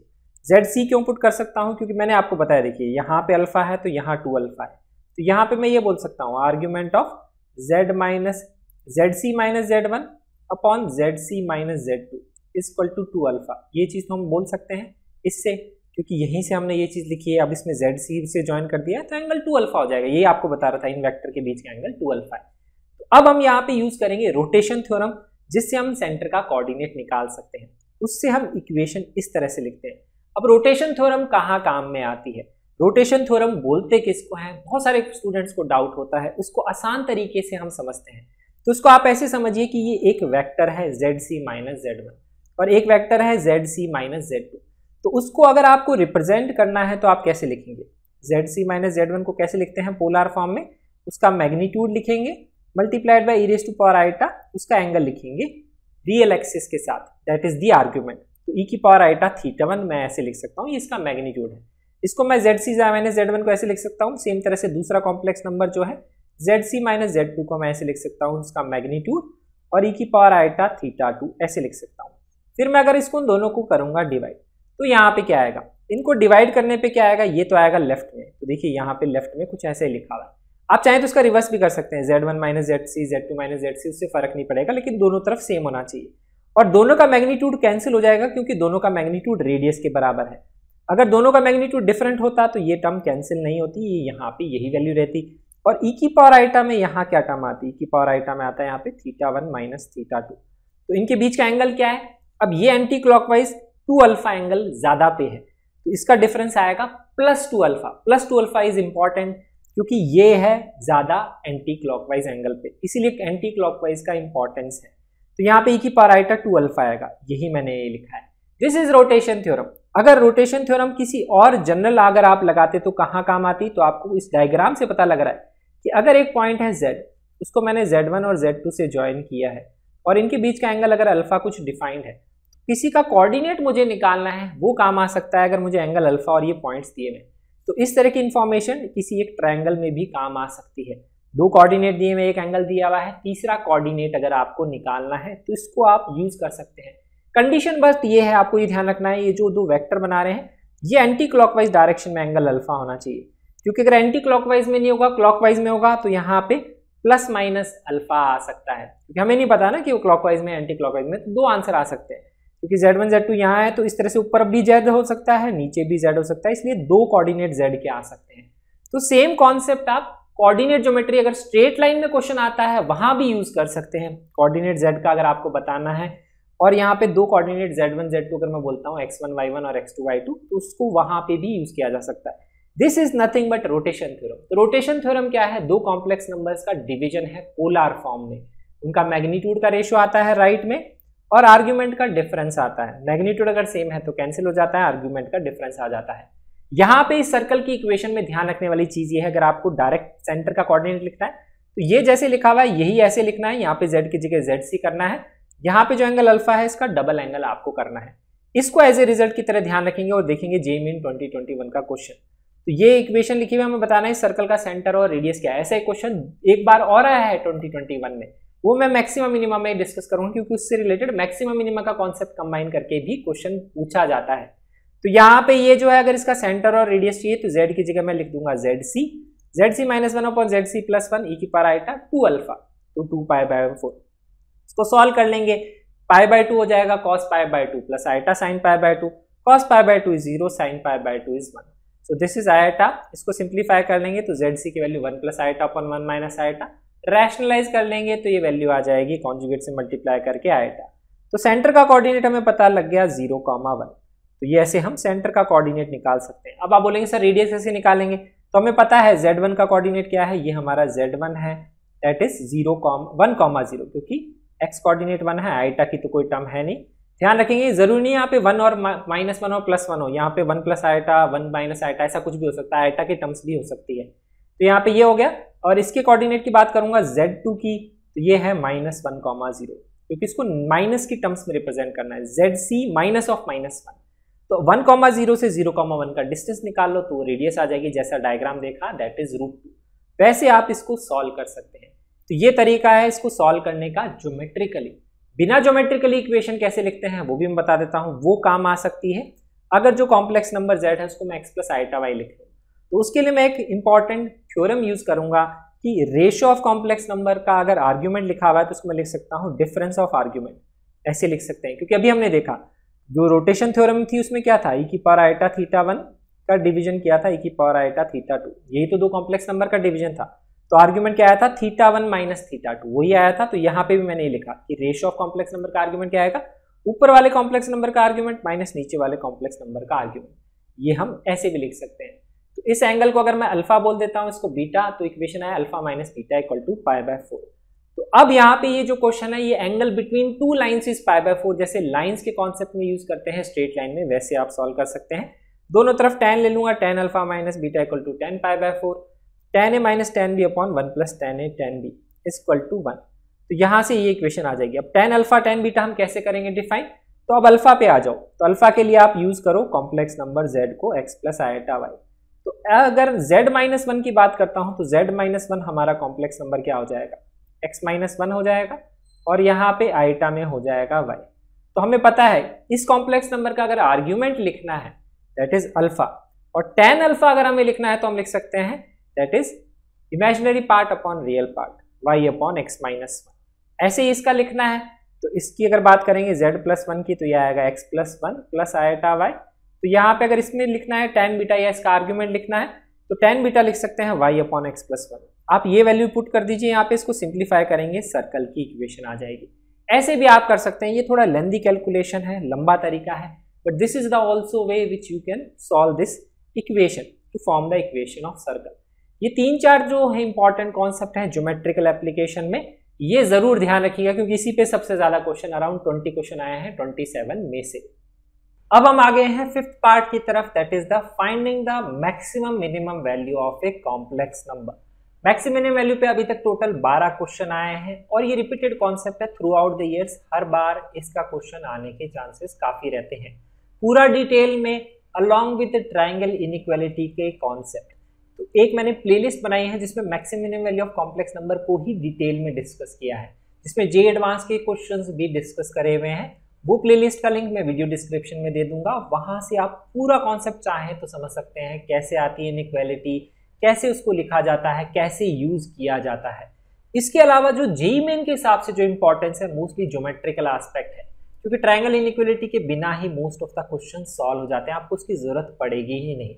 और इसके लिए आपको जो मैंने अभी 4th पार्ट में बताया, लाइन की इक्वेशन, सर्कल की इक्वेशन, ये आपको क्लियर होनी चाहिए, क्योंकि इसके लिए वहां पे उसी कॉन्सेप्ट को यूज करेंगे। और जो सर्कल चैप्टर मैंने आपको बताया था वो भी क्लियर होना चाहिए कि एक पॉइंट और एक सर्कल के बीच का मैक्सिमम मिनिमम डिस्टेंस कैसे निकाला जाता है, और एप्लीकेशन ऑफ डेरिवेटिव्स भी क्लियर होना चाहिए, जिसका भी वीडियो मैं डाल चुका हूं कि maximum minimum distance of A point from A curve, भले वो सर्कल हो या नहीं हो, लाइन एंड ए कर्व, वो भी आपको मैंने वहां डिस्कस किया है कैसे सॉल्व करना है, जिसपे रिपीटेडली क्वेश्चन आते हैं, common tangent, common normal based question. तो यहाँ पे अब हम देखते हैं इसमें सबसे पहले टाइप ऑफ क्वेश्चन जो सबसे ज्यादा कॉमन है जेईई मेन में आते हैं, that is maximum minimum value के ज्योमेट्रिकल एस्पेक्ट में distance between A point and a circle. ये सर्कल में मैं आपके साथ डिस्कस किया, पॉइंट सर्कल के अंदर है, पॉइंट सर्कल के बाहर है, अंदर है या बाहर है, distance lies along the common normal. तो उस पॉइंट को सेंटर से ज्वाइन करते हैं क्योंकि नॉर्मल सेंटर से पास करती है, तो PC निकालते हैं डिस्टेंस और रेडियस से सबट्रैक्ट करते हैं तो मिनिमम डिस्टेंस आता है, रेडियस ऐड करते हैं तो मैक्सिमम डिस्टेंस आता है। वैसे ही यहाँ पे PC है, उसमें रेडियस ऐड करेंगे तो मैक्सिमम डिस्टेंस, क्योंकि सबसे फारदेस्ट पॉइंट यही है, नियरेस्ट पॉइंट ये है, रेडियस सबट्रैक्ट करेंगे तो ये आएगा। तो इसमें समझने वाली चीज ये है कि अब ये क्वेश्चन कॉम्प्लेक्स नंबर्स में कैसे आता है ये समझना जरूरी है। ये कॉन्सेप्ट सर्कल्स में हम ऑलरेडी डिस्कस कर चुके। कॉम्प्लेक्स नंबर्स में देखिए क्वेश्चन कैसे आता है, क्वेश्चन देखते हैं। जैसे 2021 का ही क्वेश्चन है, लिखा हुआ है ये कि Z एक कॉम्प्लेक्स नंबर है, आपको इसकी मिनिमम वैल्यू चाहिए। तो ये कैसे है, ये हमें पता है, एक सर्कल में ऑलरेडी डिस्कस कर चुके, Z minus Z1 upon Z minus Z2 का आर्ग्यूमेंट इज कांस्टेंट। ये लिखा हुआ है दो पॉइंट के बीच का डिस्टेंस का स्क्वायर, क्योंकि यहाँ पे एक पॉइंट Z है, इसको सब्ट्रैक्ट किया है दूसरे पॉइंट से। तो मैंने आपको बताया जब भी कुछ ऐसा लिखा होता है Z माइनस Z0 का मॉड, तो Z और Z0 के बीच का डिस्टेंस है। तो Z जो पॉइंट है सर्कल पे है, Z0 जो है 9√2,2 है, यही पॉइंट है, दिस इज आवर Z0। तो आपको पूछा गया है क्वेश्चन में इस पॉइंट का इस सर्कल से मिनिमम डिस्टेंस, क्योंकि यही है distance between the two points, कि कोई भी पॉइंट एक सर्कल पे है, कोई भी पॉइंट एक Z0 है, ये है उसके बीच का डिस्टेंस, और उसका आपका स्क्वायर पूछा गया है। तो बीच का डिस्टेंस मिनिमाइज कर देंगे तो उसका स्क्वायर भी मिनिमाइज हो जाएगा। तो अब ये क्वेश्चन ये कॉम्प्लेक्स नंबर का नहीं है, ये सर्कल चैप्टर का ही है। तो आप क्या करेंगे, जो सर्कल की इक्वेशन है उसका सेंटर निकालेंगे। उस सेंटर को अगर मैं C बोल देता हूं, तो जो पॉइंट ये Z0 है इसको अगर मैं P बोल देता हूं, तो यहाँ पे मैं बोलूंगा यहाँ पे कि पॉइंट P का पॉइंट C से डिस्टेंस निकालेंगे, वो आ जाएगा दैट इज 9√2। आप निकाल सकते हैं क्योंकि सेंटर 0,2 है, ये 9√2,2 है, PC आ गया है ये।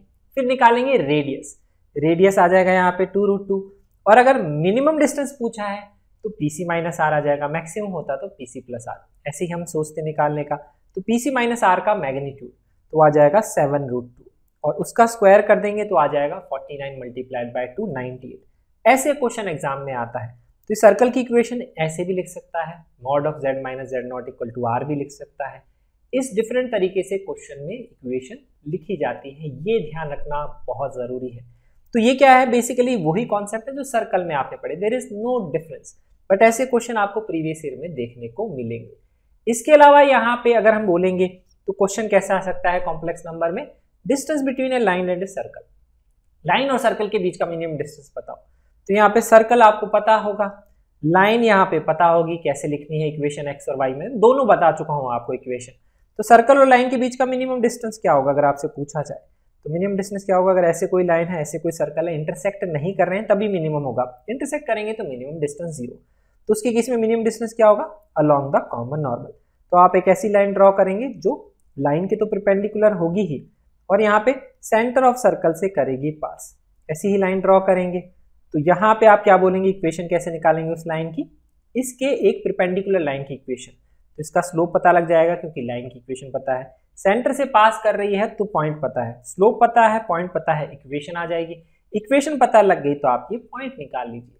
फिर क्वेश्चन यही है, पॉइंट का सर्कल से मिनिमम डिस्टेंस, तो ये डिस्टेंस हो जाएगा minimum PC minus R, maximum हो जाएगा PC प्लस आर।